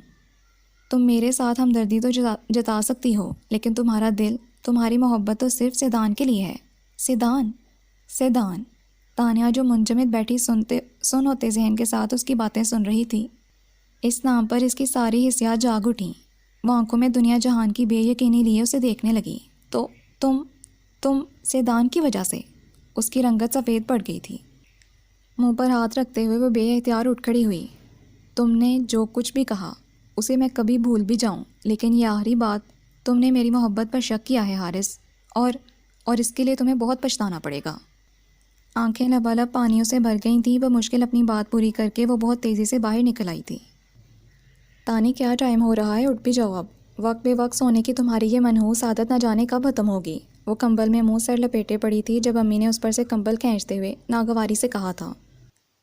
کمبل کے ہٹتے ہی اس نے جلدی سے تکیے میں منہ چھپا لیا۔ اگر امی اس کی سرخ اور سوجی ہوئی آنکھیں دیکھ لیتی تو اس کے لیے بڑا مسئلہ پیدا ہو سکتا تھا۔ اب اتنے بھی بیمار نہیں ہو کہ نماز تک نہ پڑھ سکو۔ جلدی اٹھو، عصر کا وقت نکلا جا رہا ہے۔ یہ آخری بات انہوں نے ذرا بڑبڑا کر کہی تھی، مگر اس کی سماعتوں میں پڑ گئی۔ پچھلے ایک ہفتے سے جو بہار کی بدولت وہ بستر میں گھسی ہوئی تھی، یہ جملہ اسی تناظر میں کہا گیا تھا۔ تو نہ کرے نا خدمتیں، کس نے کہا ہے مجھ پر یہ کرم نوازی فرمانے کو؟ اچھا ہی ہے، جلد سے جلد مر جاؤں، جان تو چھوٹے گی ان جمیلوں سے۔ اس کا دل پہلے ہی بھر بھر آ رہا تھا اس پر امی کی یہ بات، جو اتنی بڑی تو نہیں تھی مگر اسے روحانسا کر گئی۔ نہ، کون سے جمیلے؟ امی نے فوراً ہی ٹھنک کر قہر آلود نظروں سے دیکھتے ہوئے کڑے لہجے میں دریافت کیا۔ ایسے کون سے روگ ہیں تمہاری جان کو جو اپنے مرنے کی دعائیں مانگ رہی ہو؟ بے ڈنگی ہو، بے ڈنگی ہی رہو گی ہمیشہ۔ 100 بار کہا ہے، جوان لڑکیوں کے منہ سے ایسی بکواس اچھی نہیں لگتی۔ جوان لڑکیوں کے منہ سے کون سی بات اچھی لگتی ہے آپ لوگوں کو؟ یہ بتائیے ذرا۔ اس سے تو اچھا ہے جوان ہونے سے پہلے ہی ان کی زبانیں کٹوا دیا کریں، کوئی مسئلہ ہی نہیں رہے گا۔ کاش تمہاری تو کٹوا ہی دیتی، انہوں نے دانت پیسے تھے۔ یہ گز بھر کی زبان لے کر سسرال جاؤ گی تو مجھے کوسنے ملیں گے۔ یہ تو کوئی ہوتا ہے زکیہ کی طرح قسمت کا دھنی کہ بیٹی کے سسرال کا کوئی جھنجٹ ہی نہ ہو۔ امی نے نہ جانے یہ بات کس حوالے سے کہی تھی، تانیہ حیران ہو گئی۔ کیا مطلب امی؟ وہ پچھلے ہفتہ 10 دن سے خود فراموشی کی کیفیت میں تھی، تو کیا کچھ معاملات اس حد تک آگے بڑھ گئے تھے؟ فائقہ کے ماموں کی فیملی تو بہت بڑی ہے۔ تو فائقہ کے ماموں کی بات کون کر رہا ہے؟ امی نے اسے یوں دیکھا جیسے وہ پاگل ہو گئی ہو۔ میں تو حارث کی بات کر رہی ہوں، تمہارا وہی کزن جس کا غم تمہیں دن رات گھلائے رکھتا ہے۔ امی کا انداز تن سے بھرپور تھا اور ادھر اس کے جسم سے جان نکل گئی تھی۔ اب اٹھ بھی جاؤ جلدی سے، اور کچھ نہیں تو فائقہ کو مبارکباد ہی دے آنا۔ امی چلی گئی تھیں یہ کہہ کر، شاید وہ اس کی دلی کیفیت سمجھ گئی تھیں، جبھی تو ان کے لہجے میں اتنا طنز تھا، حارث کے لیے بھی اور اس کے لیے بھی۔ اور تانیہ دھواں چہرہ لیے دونوں ہاتھوں میں سر تھام کر بیٹھ گئی تھی۔ اسے یقین نہیں آ رہا تھا کہ ابھی جو کچھ امی نے کہا وہ سب سچ ہے۔ حارث اس سے خفا تھا، بدگمان تھا، لیکن وہ اس پر اتنی بڑی قیامت کیسے ڈھا سکتا ہے؟ بغیر اس کی کوئی صفائی سنے اسے اتنی کڑی سزا کیسے دے سکتا ہے؟ اس کا دل چاہا کہ جا کر حارث کا گریبان پکڑ کر اس سے اس بے وفائی کی وجہ پوچھے، اسے ہو برا بھلا کہے، اس کی جان ہی لے لے۔ وہ اس کی محبت پر شک کر رہا تھا اور خود اپنے جذبوں میں کتنا کھرا تھا کہ ایک ذرا سی غلط فہمی کی وجہ سے اتنا بدگمان ہوا کہ اب کسی اور کا ہاتھ تھامنے چلا تھا۔ صبرین کسی کام سے کمرے میں آئی تھی، اسے یوں آنسو بہاتا دیکھ کر تو گھبرا گئی۔ کیا ہوا تانی، رو کیوں رہی ہو؟ کیا امی نے کچھ کہا ہے؟ کچھ دیر پہلے امی کو کمرے سے نکلتا دیکھ کر وہ یہی سمجھی۔ وہ نفی میں سر ہلاتے ہوئے اس کے گلے لگی تھی اور رو رو کر اسے پوری داستان کہہ سنائی تھی، حالانکہ یہ کام صبرین کے بار بار پوچھنے پر بھی اس نے نہیں کیا تھا، جب وہ اس کی اداسی کی وجہ پوچھ کر تھک گئی تھی۔ میں نہیں جانتی صبرین، ہمارے بیچ یہ سیدان کب اور کیسے آیا، اس نے سسکیاں لیتے ہوئے کہا۔ تمہاری اپنی بے وقوفی سے، صبرین سنجیدگی سے بولی۔ میری بے وقوفی؟ وہ چونک گئی۔ ہاں، تمہاری پہلی بے وقوفی تو یہ ہے کہ تم نے مجھے اس بات سے لا علم رکھا۔ جب اتنا پوچھ رہی تھی میں تم سے، تب تم نے کیوں نہیں بتایا کچھ؟ تب بتا دیتی تو معاملات اس حد تک تو نہ بگڑتے۔ میں حارث بھائی سے بات کرتی اور پھر اس دن جب سیدان بھائی لاہور جا رہے تھے، یاد ہے تمہیں؟ فائقہ تم سے پوچھنے کے لیے نیچے آئی تھی۔ صبرین نے اسے یاد دلایا تو اس کے ذہن میں شام کا پورا منظر تازہ ہو گیا۔ اس وقت صبرین تو وہاں نہیں تھی، مگر بعد میں تانیہ نے اسے فائقہ سے کیے گئے اپنے مذاق کے بارے میں بتا دیا تھا۔ تو تانیہ نے استفہامیہ نظروں سے اسے دیکھا تو صبرین انکشاف کرتے ہوئے بولی، تو اس دن حارث بھائی نے تمہاری باتیں سن لی تھیں، جو بھی فضول قسم کا مذاق تم فائقہ سے کر رہی تھی نا، اسے حارث بھائی نے سچ سمجھ لیا تھا۔ کیا؟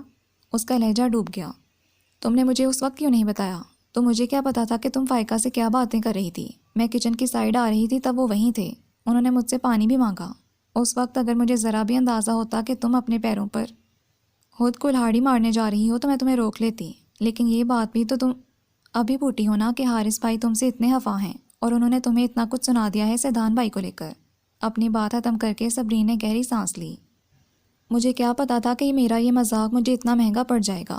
اس کی آواز بھیگ گئی۔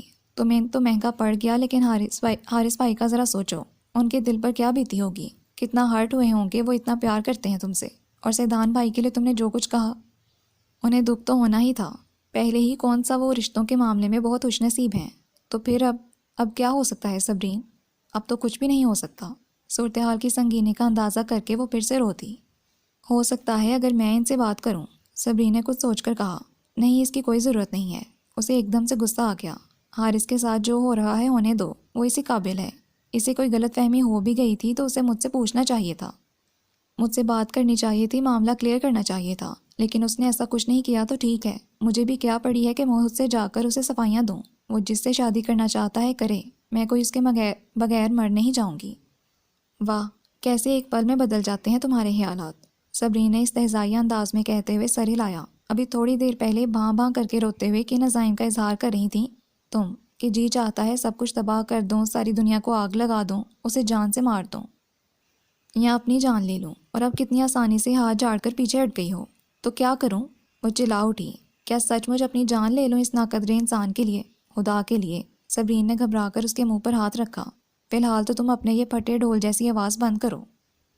امی نے سن لیا تو تمہارے ساتھ میری بھی شامت آئے گی۔ تم اٹھو، میں سوچتی ہوں تمہارے لیے کچھ۔ اسے بازو سے پکڑ کر اٹھاتے ہوئے صبرین نے تسلی آمیز لہجے میں کہا تھا۔ آنسو صاف کرتے ہوئے وہ ایک گہری سانس لیتے ہوئے اٹھ کھڑی ہوئی تھی۔ جس دن سے تانیہ بیمار پڑی تھی اس نے فائقہ کو نہیں دیکھا تھا۔ اسے حیرت بھی ہو رہی تھی کہ اسے اس کی خیریت تو پوچھنے آنا چاہیے تھا، حالانکہ وہ تو ایک دن بھی تانیہ سے ملے بغیر نہیں رہ سکتی تھی۔ جب وہ اس سے ناراض ہوتی تھی تب بھی اسے خوب ڈانٹ کر دل کی بھڑاس نکال لیتی تھی۔ پھر اب ایسا کیا ہو گیا تھا جو وہ یوں اجنبیت کا مظاہرہ کرنے پر اتر آئی؟ اپنی سوچوں میں الجھتے وہ اوپر فائقہ کے کمرے میں چلی آئی تھی۔ کیا ہو گیا ہے فائقہ؟ اتنے دنوں سے تم نیچے کیوں نہیں آئیں؟ آج کل تمہارا مزاج بھی کچھ عجیب سا ہو گیا ہے، پتہ بھی نہیں چلتا کس بات پر خوش ہو گئی ہو اور کس بات پر ناراض۔ اسے دیکھتے ہی وہ شروع ہو گئی تھی۔ فائقہ نے ہاتھ میں پکڑا سیل فون ایک طرف رکھا اور دونوں ہاتھ بالوں میں پنساتے ہوئے بولی تھی، میں ناراض نہیں ہوں تانیہ، میں بس شرمندہ ہوں۔ اس کی آواز اتنی ہلکی تھی کہ تانیہ بمشکل سن پائی۔ کیا کہا تم نے؟ شرمندہ ہو؟ کیوں؟ سب جانتی تو ہو تانیہ، انجان کیوں بن رہی ہو؟ او اچھا، اس لیے۔ بات کی تہہ تک پہنچتے ہی تانیہ سر ہلا کر رہ گئی۔ لیکن فائقہ، تمہیں شرمندہ ہونے کی کیا ضرورت ہے؟ یہ سب تو چچا جی کی خواہش ہے نا، تم نے تو ایسا نہیں چاہا ہوگا، وہ اسے سمجھاتے ہوئے بولی۔ فائقہ کا رنگ متغیر سا ہو گیا تھا اس کی بات پر۔ پھر بھی تانیہ، تم سوچ رہی ہوگی کہ مجھے تو انکار کر دینا چاہیے تھا۔ وہ مضطرب سے انگلیاں چٹھا رہی تھی۔ لیکن یقین کرو مجھے بالکل پتہ نہیں تھا، بابا ایسا سوچ رہے ہیں۔ میں جانتی ہوں فائقہ، تمہیں وضاحتیں دینے کی کوئی ضرورت نہیں ہے۔ تانیہ نے اس کے ہاتھ تھامے۔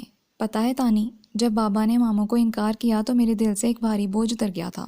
اس وقت مجھے یہ اندازہ نہیں تھا کہ ان کے ذہن میں کیا ہے۔ کہنا تو نہیں چاہیے، لیکن اگر تب مجھے ان کی خود غرض سوچ کا پتہ چل جاتا تو میں انہیں کبھی ماموں کو انکار نہ کرنے دیتی۔ ٹھیک ہے، میں نے کبھی حسن کے بارے میں اس طرح سے نہیں سوچا تھا، لیکن حارث کی بنسبت تو میں خوشی خوشی اپنی زندگی حسن کے ساتھ گزارنے پر تیار ہو جاتی۔ فائقہ نے یہ بات کہتے ہوئے تانیہ کی طرف نہیں دیکھا۔ وہ جانتی تھی کہ اس کے آخری جملے سے تانیہ کو تکلیف ہوئی تھی، لیکن اس سے زیادہ درد تو خود اس کے دل میں اٹھا تھا۔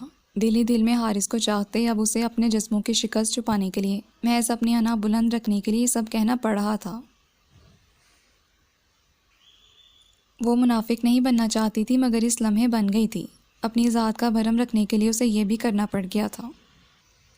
بابا نے یہ بات آیا جی کے ذریعے حارث تک پہنچائی تھی، اور فائقہ کو پتہ تھا کہ حارث جیسا بالحاظ اور ہمیشہ دوسروں کے دل، ان کے احساسات کی پرواہ کرنے والا انسان کبھی بھی انہیں انکار نہیں کر سکتا، اور بابا کی خواہش بھی بنا چوں چرا کیے کیسے پورا کرے گا۔ اسی لیے اب فائقہ کو خود ہی انکار کرنا تھا۔ کیونکہ اب اگر وہ دل کے ہاتھوں مجبور ہو کر اس رشتے میں بند بھی جاتی تو بھی ہمیشہ تانیہ کا ساتھ چاہنے والا حارث شاید کبھی اسے اپنے دل تک رسائی نہ دیتا، اور فائقہ ساری زندگی بادل حوصلہ اس رشتے میں بندے حارث کا دل جیتنے کی کوشش میں گزار دیتی، اور حاصل وصول شاید تب بھی کچھ نہ ہوتا۔ زندگی بھر غیر یقینی حالات سہنے، نارسائی کی آگ میں جلنے سے بہتر تو یہی تھا کہ وہ آج ہی اپنی یک طرفہ محبت کے حصار سے نکل کر کوئی دانشمندانہ فیصلہ کر لیتی، اور اس نے کیا تھا۔ نہ جانے کتنے دن گزر گئے تھے، اس کا دوبارہ حارث سے سامنا نہیں ہوا۔ اس کے بعد جس دن حارث نے اس پر اپنے دل کا سارا غبار نکالا تھا، اور سچ تو یہ تھا کہ حارث کے اس غصے اور حفقی کا پس منظر جاننے کے بعد تانیہ کو اس سے کوئی بھی شکایت نہیں رہی تھی، لیکن اس کے باوجود وہ حارث کی طرف سے فی الحال کوئی رد عمل سامنے نہیں آ رہا تھا۔ ابا جی نے منیب چچا کی جو خواہش اس تک پہنچائی تھی، اس پر بھی وہ مکمل خاموشی اختیار کیے ہوئے تھا۔ گھر کی فضا ان دنوں کچھ پرسکون مگر بوجھل اور تناؤ بھری ہو گئی تھی، لیکن پھر یہ عارضی سکون بھی اس دن غارت تو ہو گیا جب فائقہ نے اپنے کہے کے عین مطابق حارث سے شادی کرنے سے انکار کر دیا۔ چچی تو اس معاملے میں اپنا منہ بند کیے ہوئے تھیں، لیکن یہ کیسے ممکن تھا کہ فائقہ تانیہ کو کچھ نہ بتاتی؟ چچا منیب اس کے انکار کو کوئی اہمیت نہیں دے رہے تھے، اور فائقہ نے گھر میں اچھا خاصا ہنگامہ کھڑا کر دیا تھا۔ ویسے ہی وہ چچا منیب کی بہت لاڈلی تھی، اور آج تک اس کی ہر بات مانتے رہنے کی عادت نہیں فائقہ کو یوں منمانی کرنے کی شے دی تھی۔ ایک ہی گھر تھا، اس لیے باقی سب بھی زیادہ دیر اس قصے سے لا علم نہ رہ سکے تھے۔ تایا جی تو یہ سنتے چچا منیب کو سمجھانے بیٹھ گئے کہ جوان اولاد پر زبردستی اچھی نہیں ہوتی، اگر فائقہ کی مرضی نہیں ہے تو کیوں اس کی زندگی خراب کرنے پر تلے ہوئے ہو۔ لیکن منیب چچا کو بھی گویا ضد سی ہو گئی تھی کہ وہ حارث کو اپنا داماد بنا کر ہی دم لیں گے اگر حارث خوش تھا اور راضی تھا۔ وہ حارث کی خاموشی کو اس کی خوشی سمجھے بیٹھے تھے، تو وہ کیوں فائقہ کی جذباتی پن اور بے وقوفانہ ضد کے آگے سر جھکاتے، جسے اپنے برے بھلے کی پہچان نہیں تھی۔ ادھر گھر میں یہ سب چل رہا تھا، اور ادھر تانیہ کے دل پر منو بوجھ آ پڑا تھا۔ وہ تو اس سارے ہنگامے سے پہلے ہی حارث کی جانب سے انکار کی منتظر تھی، لیکن حارث کی طرف سے انکار تو کیا، سرے سے کوئی ری ایکشن بھی سامنے نہیں آیا، یہاں تک کہ فائقہ نے خود اس رشتے سے انکار کر دیا، اور وہ سوچ رہی تھی کہ یہ بات تو یقیناً حارث تک بھی پہنچی ہوگی، پھر بھی وہ منیب چچا کو منع نہیں کر رہا۔ کیا واقعی اس کے دل سے تانیہ کی محبت ختم ہو گئی تھی؟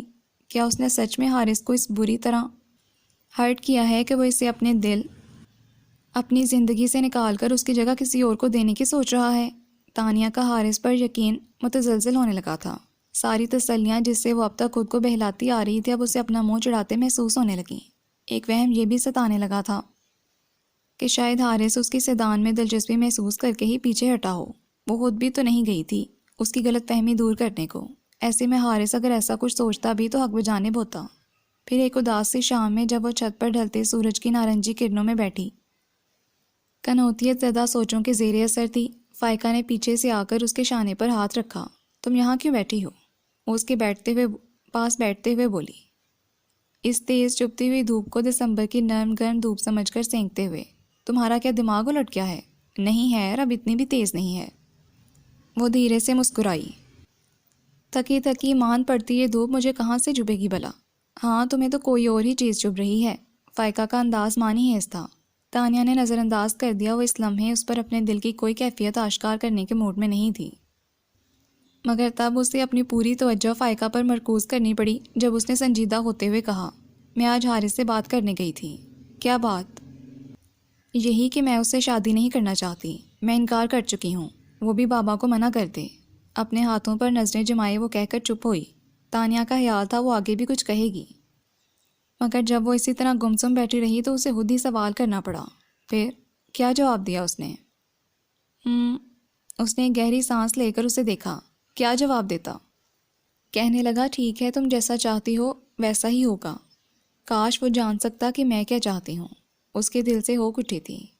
تانیہ اس کے دل سے بے خبر اپنی دھڑکنیں شمار کرنے میں مصروف تھی، جو چند لمحوں کے لیے اسے تھمتی محسوس ہوئی تھیں۔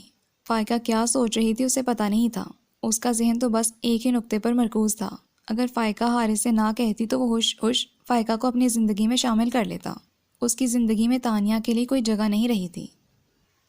سنو تانی، حارث بھائی تمہیں بلا رہے ہیں۔ عہد کی شرٹ پر استری پھیرتے ہوئے صبرین کی بات سن کر اس کے ہاتھ لمحہ بھر کو تھمے تھے۔ کیوں؟ تم ملو گی تو تمہیں بتائیں گے نا، مجھے کیوں بتاتے؟ اس نے بیزاری سے جواب دیا۔ تم لاؤ یہ شرٹ مجھے دو اور جاؤ ان کے پاس۔ صبرین نے اس کے ہاتھ سے شرٹ لینی چاہی مگر تانیہ نے اس کا ہاتھ جھٹک دیا۔ مجھے کسی سے نہیں ملنا، اس لیے براہ مہربانی تم مجھے اپنا کام کرنے دو۔ اس کے لہجے میں خود بخود روکھا پن در آیا تھا۔ صبرین غصے اور تعصب کے ملے جلے تاثر سے اسے دیکھتی رہ گئی۔ خدا کے لیے اب تو اپنی یہ فضول کی اکڑ ختم کرو، کیونکہ یہ معاملہ دوبارہ بگاڑنے پر تلی ہوئی ہو۔ جو چیز کبھی بنی ہی نہ ہو اس کے بگڑنے کا کیا سوال؟ وہ بے نیازی سے اپنا کام کرتی رہی۔ پلیز تانی، صرف ایک بار ان کی بات سن لو، وہ کچھ کہنا چاہ رہے ہیں تم سے۔ مجھے مت بتاؤ کہ وہ مجھ سے کیا کہنا چاہ رہا ہے۔ میں اس کی زندگی میں اپنی حیثیت جان چکی ہوں۔ بے وقوف ضرور ہوں لیکن اتنی بھی نہیں کہ ایک ہی جگہ سے بار بار دھوکے کھاؤں۔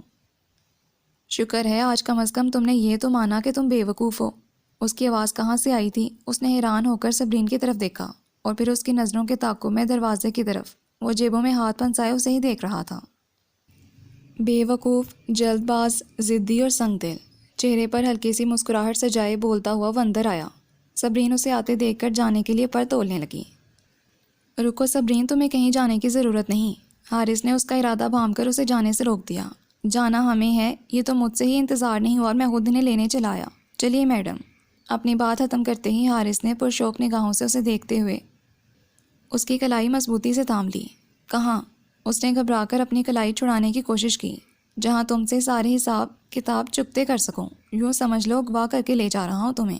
جو تم نے میرے ساتھ کیا ہے اس کی اتنی سزا تو تمہیں ملنی ہی چاہیے کم از کم۔ مسکراہٹ دبائے گمبھیر لہجے میں کہتے وہ تانیہ کو مزید نروس کر گیا۔ اوکے صبرین، ملتے ہیں پھر۔ اس نے جاتے ہوئے صبرین کو اشارہ کیا۔ وہ دیکھ نہیں سکی، بس میں کان کے انداز میں اس کے ساتھ چلتی گئی۔ بائک کے پاس پہنچ کر ہی حارث نے اس کی کلائی چھوڑی تھی، جہاں اس ذرا سی دیر میں ہی اس کی انگلیوں کے نشان ثبت ہو گئے تھے۔ دوسرے ہاتھ سے اسے سہلاتے تانیہ نے ایک خفگی بھری نگاہ اس پر ڈالی۔ بیٹھو نا، اب کیا یہ کام بھی مجھے ہی کرنا پڑے گا؟ اسے اپنی جگہ جمے دیکھ کر وہ چڑھ گیا۔ بادل نے واسطہ اس کے پیچھے سنبھل کر بیٹھتے ہوئے تانیہ نے اس کے کندھے پر اپنا ہاتھ رکھا اور پھر جب بائک نے ایک جھٹکا کھا کے آگے بڑھی تو اس نے بے اختیار اس کے شانے پر اپنی گرفت سخت کی تھی۔ ہاں بتاؤ، کیا کہہ رہی تھی تم؟ وہ اسے آئس کریم پارلر لے آیا تھا اور بیٹھتے ہی پورے دل اور دھیان سے اس کی جانب متوجہ ہو کر گویا ہوا، تم بے وقوف اور میں دھوکے باز۔ نہیں، تمہیں سمجھنے میں غلطی ہوئی ہے۔ میں نے جو کہا اس کا یہ مطلب ہرگز نہیں تھا۔ تانیہ اس وقت حارث کے سامنے عجیب سی جھنجھلاہٹ کا شکار ہونے لگی تھی۔ لہجہ نارمل رکھنے کی کوشش میں بھی تلہی اسے چلکی پڑی تھی۔ بے وقوف تم ہو جو ہر ایک کی باتوں میں آ جاتے ہو۔ کیوں ہمدردی جتائے بغیر تو پیار سمجھ بیٹھتے ہو، اور کوئی دل سے مجبور ہو کر تمہارے قریب آئے تو تم اس کی محبت کو بھیک اور طرز کا نام دے کر اس کے منہ پر دے مارتے ہو۔ خود کو تم اس دنیا کی مظلوم ترین ہستی سمجھتے ہو اور باقی سب تمہیں ظالم، جابر، مطلبی، خود غرض اور خود پرست نظر آتے ہیں۔ اور اپنے احمق پن کی انتہا تو دیکھو کہ تمہیں یہ بھی پتہ نہیں ہوتا کہ تم سوچ کیا رہے ہو، تمہیں کرنا کیا ہے اور تمہیں کہنا کیا ہے۔ آئس کریم آ گئی تھی۔ اس نے ہونٹ بھیج کر بے مشکل خود کو مزید کچھ کہنے سے روکا۔ حارث جو محویت سے اس کا گسیلا روپ دیکھ رہا تھا، اس کے بھینچے ہوئے ہونٹوں اور سرخ چہرے کو دیکھ کر ہنس پڑا۔ اپنے نازک ہونٹوں پر اتنا ظلم ڈھانے کی ضرورت نہیں۔ جو کچھ بھی میرے لیے تمہارے دل میں ابل رہا ہے نکال پھینکو۔ میں بالکل ایزی ہو کر سن رہا ہوں، بلکہ سمجھو ہمتن گوش ہوں۔ اس کی ضرورت نہیں ہے۔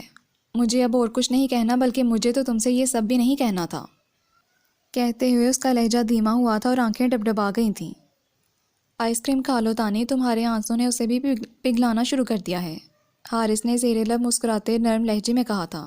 اس لمحے تانیہ کے آنسو اس کے دل پر ٹھنڈی میٹھی پھوار بن کر گر رہے تھے، اور وہ خود بھی سوچکن احساس پر حیران سا تھا جو اپنے لیے تانیہ کو روتے دیکھ کر اسے ہونے لگا تھا۔ اچھا، تمہارے اس طرح رونے کی وجہ کیا ہے؟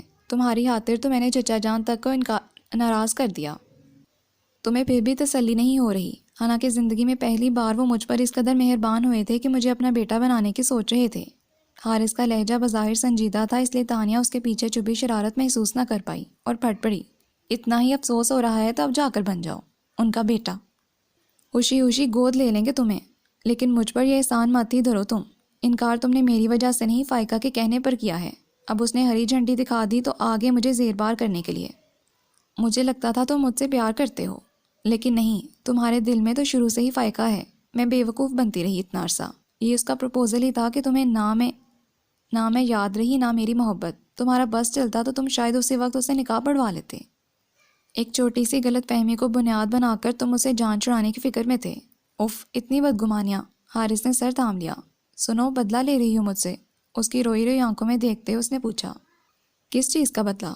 تانیہ نے آئس کریم کپ پر نگاہ ڈالی جو لیکوڈ سا بنتا جا رہا تھا۔ تو ہمارے بیچ یہ فائقہ کہاں سے آ گئی؟ جس طرح ہمارے بیچ سے دان آیا تھا۔ حارث کی بات پر اس نے فوراً کہا، وہ تمہاری کریٹ کی ہوئی سچویشن تھی۔ اسے یاد دلاتے ہوئے حارث کے لبوں پر مسکراہٹ تھی۔ تانیہ کا چہرہ قدرے پھیکا پڑ گیا اور ساتھ ہی اس کا جوش بھی۔ ٹھیک ہے، میں مانتی ہوں میں نے فائقہ کے سامنے کچھ بکواس کی تھی، لیکن تم نے جو سنا مجھ سے اس کی تصدیق کی ضرورت بھی محسوس نہیں کی۔ اس کے لہجے میں شکوہ ابھر آیا۔ جو بات میں نے تمہارے ہی منہ سے سنی تھی اس کی تصدیق میں تم سے کیسے کرتا؟ حارث حیرت سے بولا۔ پھر بھی تم ایک بار ہی مجھ سے پوچھ لیتے، بغیر کچھ جانے بوجھے اس طرح الزام تو نہ لگاتے۔ تانیہ کی آواز آنسوں کے سبب ایک بار پھر بھاری ہونے لگی تھی۔ پتہ ہے حارث، جب سیدان نے مجھے پرپوز کیا میں اس وقت انکار کرنا چاہتی تھی، لیکن پھر میری مروت آڑے آ گئی اور میں اسے کچھ نہیں کہہ پائی۔ لیکن اسی شام میں نے اسے منع کر دیا تھا۔ اس کے جانے سے کچھ دیر پہلے فون پر میں اس کا سامنا نہیں کرنا چاہتی تھی، کیونکہ اگر مجھے اس کے منہ پر ہی انکار کرنا ہوتا تو میں اسے اسی وقت کر دیتی۔ لیکن ٹھیک ہے میرے دل کی نرم دل ملکہ، اب ذرا مجھے بھی تھوڑی رعایت دے دیجیے اور میری وضاحت بھی سن لیجیے پلیز۔ حارث نے اس کی بات بیچ میں ہی کاٹ دی اور اس کی آنکھوں میں استہزاء ابھر آیا۔ اچھا، جو تم نے کیا اس کی وضاحت بھی ہو سکتی ہے؟ بالکل ہے، وہ مضبوط لہجے میں بولا۔ تم نے نہ جانے کیا سوچ لیا، جبکہ حقیقت یہ ہے کہ میں صرف تم سے محبت کرتا ہوں اور شادی بھی صرف تم ہی سے کروں گا۔ آئی بات سمجھ میں؟ وہ میز پر قدرے جھک کر اس کی آنکھوں میں دیکھ کر بولا تھا۔ اس کی نگاہیں بے اختیار جھک گئیں۔ لیکن میں تمہاری اس بات کا یقین کیوں کروں؟ کیونکہ تم بھی مجھ سے پیار کرتی ہو۔ اس کا لہجہ فخر و یقین سے بھرپور تھا۔ اور تم سے یہ کس نے کہہ دیا کہ میں تم سے پیار کرتی ہوں؟ وہ ابرو چکاتی طنزیہ انداز میں بولی۔ میں نہیں جانتا تم محبت کو کن معنوں میں لیتی ہو، لیکن میری زندگی کے تمام رنگ صرف اور صرف تم سے ہیں۔ مرتا ہوں تم پر، جیتا ہوں تو تمہیں دیکھ کر، اور تم میری نظروں پر تمہارا سمٹ جانا، میرے اظہار پر تمہارا کھل جانا، میرے تلخ لہجے پر تمہارا رو پڑنا اور میرے روٹھ جانے پر بیمار پڑ جانا۔ کیا ہے یہ سب؟ وہ بھاری بوجھل لہجے میں اسے پوچھ رہا تھا۔ ہمدردی اور ترس تمہارے بقول۔ تانیہ نے دھڑکنوں کے شور کو نظر انداز کرتے اسی ٹون میں جواب دیا۔ آئی ایم سوری، بھول نہیں سکتی وہ سب باتیں۔ حارث اب بالکل سنجیدہ ہو چکا تھا۔ میں مانتا ہوں میں نے تمہیں بہت ہرٹ کیا ہے، لیکن کیا کرتا تانی، تب بہت بے اعتباری تھی۔ میری جیسی زندگی تم نے جی ہوتی تو تمہیں اندازہ ہوتا، رشتے، خلوص، اپنائیت، ان چیزوں پر سے میرا ایمان اٹھ چکا ہوتا اگر تم نہ ہوتی۔ اور جب مجھے محسوس ہوا کہ تمہاری محبت بھی ایک فریب، ایک ڈھکوسلا ہے، تو میں خود پر سے ہر اختیار کھو بیٹھا تھا۔ مجھے لگا تھا اب میرے پاس کچھ نہیں بچا، جینے کے لیے کوئی امید، کوئی سہارا نہیں۔ اپنی پوری زندگی میں اگر میں نے اللہ سے کسی کو مانگا تھا تو وہ صرف تم تھیں تانی۔ لیکن اس وقت مجھے اپنی دعائیں مناجاتیں رائگاں جاتی محسوس ہوئی تھیں۔ تب میرے ذہن و دل کی کیا کیفیت تھی میں چاہوں بھی تو تمہیں نہیں سمجھا سکتا۔ حارث کہہ رہا تھا اور تانیہ نے دامت کے بھاری بوجھ تلے دبتی جا رہی تھی۔ حارث پر خفا ہوتے وہ یہ بات بھول ہی گئی تھی کہ اس کے ایک چھوٹے سے مذاق سے حارث کو کتنی اذیت ہوئی تھی، وہ کتنا ہرٹ ہوا تھا، اور تانیہ بجائے اسے سوری کہنے کے اپنے دکھڑے لے کر بیٹھ گئی۔ اور جہاں تک بات ہے فائقہ کی، تو چچا نے براہ راست مجھ سے بات نہیں کی تھی۔ اگر کرتے بھی تو بھی میں انکار نہیں کر سکتا تھا، اور نہ ہی کرنا چاہتا تھا۔ میں چاہتا تھا کہ فائقہ خود انکار کرے۔ حارث کی اس بات پر تانیہ نے کچھ عجیب سی نظروں سے اسے دیکھا۔ وہ اپنی بات جاری رکھتے ہوئے بولا، کچھ لوگوں کو ریجیکٹ ہونے کی نہیں، ریجیکٹ کرنے کی عادت ہوتی ہے۔ میرے لیے کوئی مسئلہ نہیں تھا، میں عادی ہوں ان چیزوں کا، لیکن فائقہ، میں ہرگز نہیں چاہتا تھا کہ اسے ریجیکٹ ہونے کی اذیت اور سب کی سہنی پڑے۔ فائقہ بہت اچھی لڑکی ہے، اسے یقیناً اب تک کسی ایسی صورتحال کا سامنا نہیں کرنا پڑا ہوگا۔ بس یہی وجہ تھی میرے چپ رہنے کی۔ مجھے علم تھا کہ فائقہ بھی کبھی مجھ سے شادی کے لیے راضی نہیں ہوگی، لیکن کیوں؟ تانیہ جو حیرت سے اس کی بات سن رہی تھی بول پڑی، تمہیں یہ یقین کیوں تھا کہ فائقہ تم سے شادی نہیں کرے گی؟ تمہاری یہ لاجک میری سمجھ سے باہر ہے۔ مطلب اگر اسے کوئی اعتراض نہیں ہوتا پھر تم کیا کرتے؟ میں کہہ رہا ہوں نا، کیسا ہرگز نہ ہوتا۔ بھلا ایک ایسا انسان جسے آج تک اس نے کزن کا درجہ بھی نہیں دیا، وہ اسے شوہر کے روپ میں کیسے قبول کرتی؟ وہ افسردگی سے کہتے ہوئے مسکرایا، اور تانیہ کی سمجھ میں یہ بات آ گئی تھی کہ کچھ دن پہلے ہی تو فائقہ نے حسن کو حارث کی نسبت بہتر قرار دیا تھا. ایسے میں کہاں گنجائش نکلتی تھی کہ وہ حارث کے ساتھ اپنی پوری زندگی گزار دیتی. اچھا اب تم بتاؤ, تمہاری ناراضی ختم ہوئی یا نہیں؟ حارث نے بات بدلی. میں ناراض نہیں تھی, مجھے بس غصہ تھا, تھوڑا سا. تانیہ نے مسکراہٹ چھپاتے ہوئے کہا تھا. امیزنگ, اس نے سر ہلایا. جب تمہارا تھوڑا سا غصہ ہی اتنا جان لیوا ہوتا ہے تو پھر شدید غصے کا کیا عالم ہوتا ہوگا. مجھے ابھی سے اپنی حیثیت کی فکر پڑ گئی ہے, اور پرابلم یہ ہے کہ اب میں پیچھے بھی نہیں ہٹ سکتا. شوبی چاچو سے بات جو کر چکا ہوں. تم نے چاچو سے بات کر لی؟ کب؟ اس کی آواز بلند ہو گئی تھی. کل رات ہی. وہ اس کی کیفیت سے محظوظ ہوتے ہوئے بولا. میں نے ان کے حضور اپنی عاجزانہ و مؤدبانہ گزارش پیش کی کہ پچھلے 1 مہینے سے جو میں دن رات کی تمیز بھلائے اپنا سکھ چین حرام کیے ان کے گھر کی تعمیر و تزئین میں اپنا وقت اور توانائی صرف کر رہا ہوں، تو اب وقت آ گیا ہے کہ وہ بھی میرا گھر آباد کرنے کے لیے اپنی تھوڑی سی توانائی خرچ کریں اور تایا جی سے ان کی دختر نیک اختر کا ہاتھ مانگ کر 2 دلوں کو ملانے جیسا کار عظیم سر انجام دے کر ثواب عظیم حاصل کریں۔ تانیہ کو اچانک ہی دل سے ایک بھاری بوجھ سلگتا محسوس ہوا، اور اس سارے وقت میں پہلی بار وہ بے حد ہلکی پھلکی ہو کر کھل کر مسکرائی تھی۔ تھینک گاڈ تمہارے چہرے پر مسکراہٹ تو آئی۔ ویسے تمہارا کیا خیال ہے تانی؟ تایا جی مان تو جائیں گے نا؟ حارث کی فکر پوری طرح دور نہیں ہوئی تھی۔ ضرور مانیں گے، اور نہیں بھی مانے تو بھی کوئی مسئلہ نہیں، میں ہوں نا ان سے منوانے کے لیے۔ جب منیب چچا اپنی بیٹی کی ضد کے آگے ہتھیار ڈال سکتے ہیں تو ابو کو بھی میری خوشی کا خیال رکھنا پڑے گا۔ مجھے اپنی زندگی تمہارے ساتھ ہی گزارنی ہے حارث۔ میرا جینا اور مرنا اب تمہارے ساتھ ہی ہوگا انشاءاللہ۔ اس کا لہجہ بے حد مضبوط تھا۔ ہونٹ پر حارث کی والہانہ نگاہیں محسوس کرتے اس نے سر جھکا لیا تھا، اور تبھی حارث کی دھیمی سی سرگوشی اس کی سماعتوں سے ٹکرائی تھی۔ آئی لو یو تانی، آئی لو یو سو مچ۔ اس کے لبوں پر ایک خوبصورت سی مسکان آ کر ٹھہر گئی تھی۔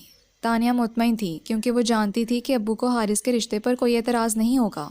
بہت ممکن تھا یہ بات پہلے چھیڑی جاتی تو صورتحال مختلف ہوتی، لیکن منیب چچا کے فیصلے نے اور اس کے پیچھے کار فرما وجوہات نے انہیں بھی حارث کے بارے میں اپنا نظریہ تبدیل کرنے پر مجبور کر دیا تھا۔ حارث کے لیے اپنے ماں باپ کے بدلتے خیالات تانیہ کو پہلے ہی چونکا گئے تھے، اور جب اسے اصل وجہ پتہ چلی تو وہ اندر تک پرسکون ہو گئی تھی۔ حارث ان باتوں سے لاعلم تھا اور تانیہ اسے لاعلم ہی رکھنا چاہتی تھی، ورنہ حارث جیسے حساس انسان کے اعتبار کو بہت بری طرح چوٹ لگتی، اور شاید وہ تانیہ کو بھی انہیں لوگوں کی فہرست میں لا کھڑا کرتا جنہوں نے اسے اپنایا بھی تھا تو صرف اپنی غرض، اپنے مطلب کی خاطر۔ اور تانیہ ایک بار اس کی بے اعتباری بھگت چکی تھی، دوبارہ نہیں بھگت سکتی تھی۔ اوروں کا حارث سے کوئی بھی مفاد ہوتا، لیکن تانیہ کی تو پوری زندگی ہی اس سے وابستہ تھی۔ اسی لیے اس نے حارث کو اپنی محبت کا اعتماد دے کر اس کے اندیشے دور کر دیے تھے۔ لسنرز، یہ ناول تو کمپلیٹ ہو گیا ہے۔ نیکسٹ کسی نئے ناول کے ساتھ جلدی ملاقات ہوگی۔ اللہ حافظ۔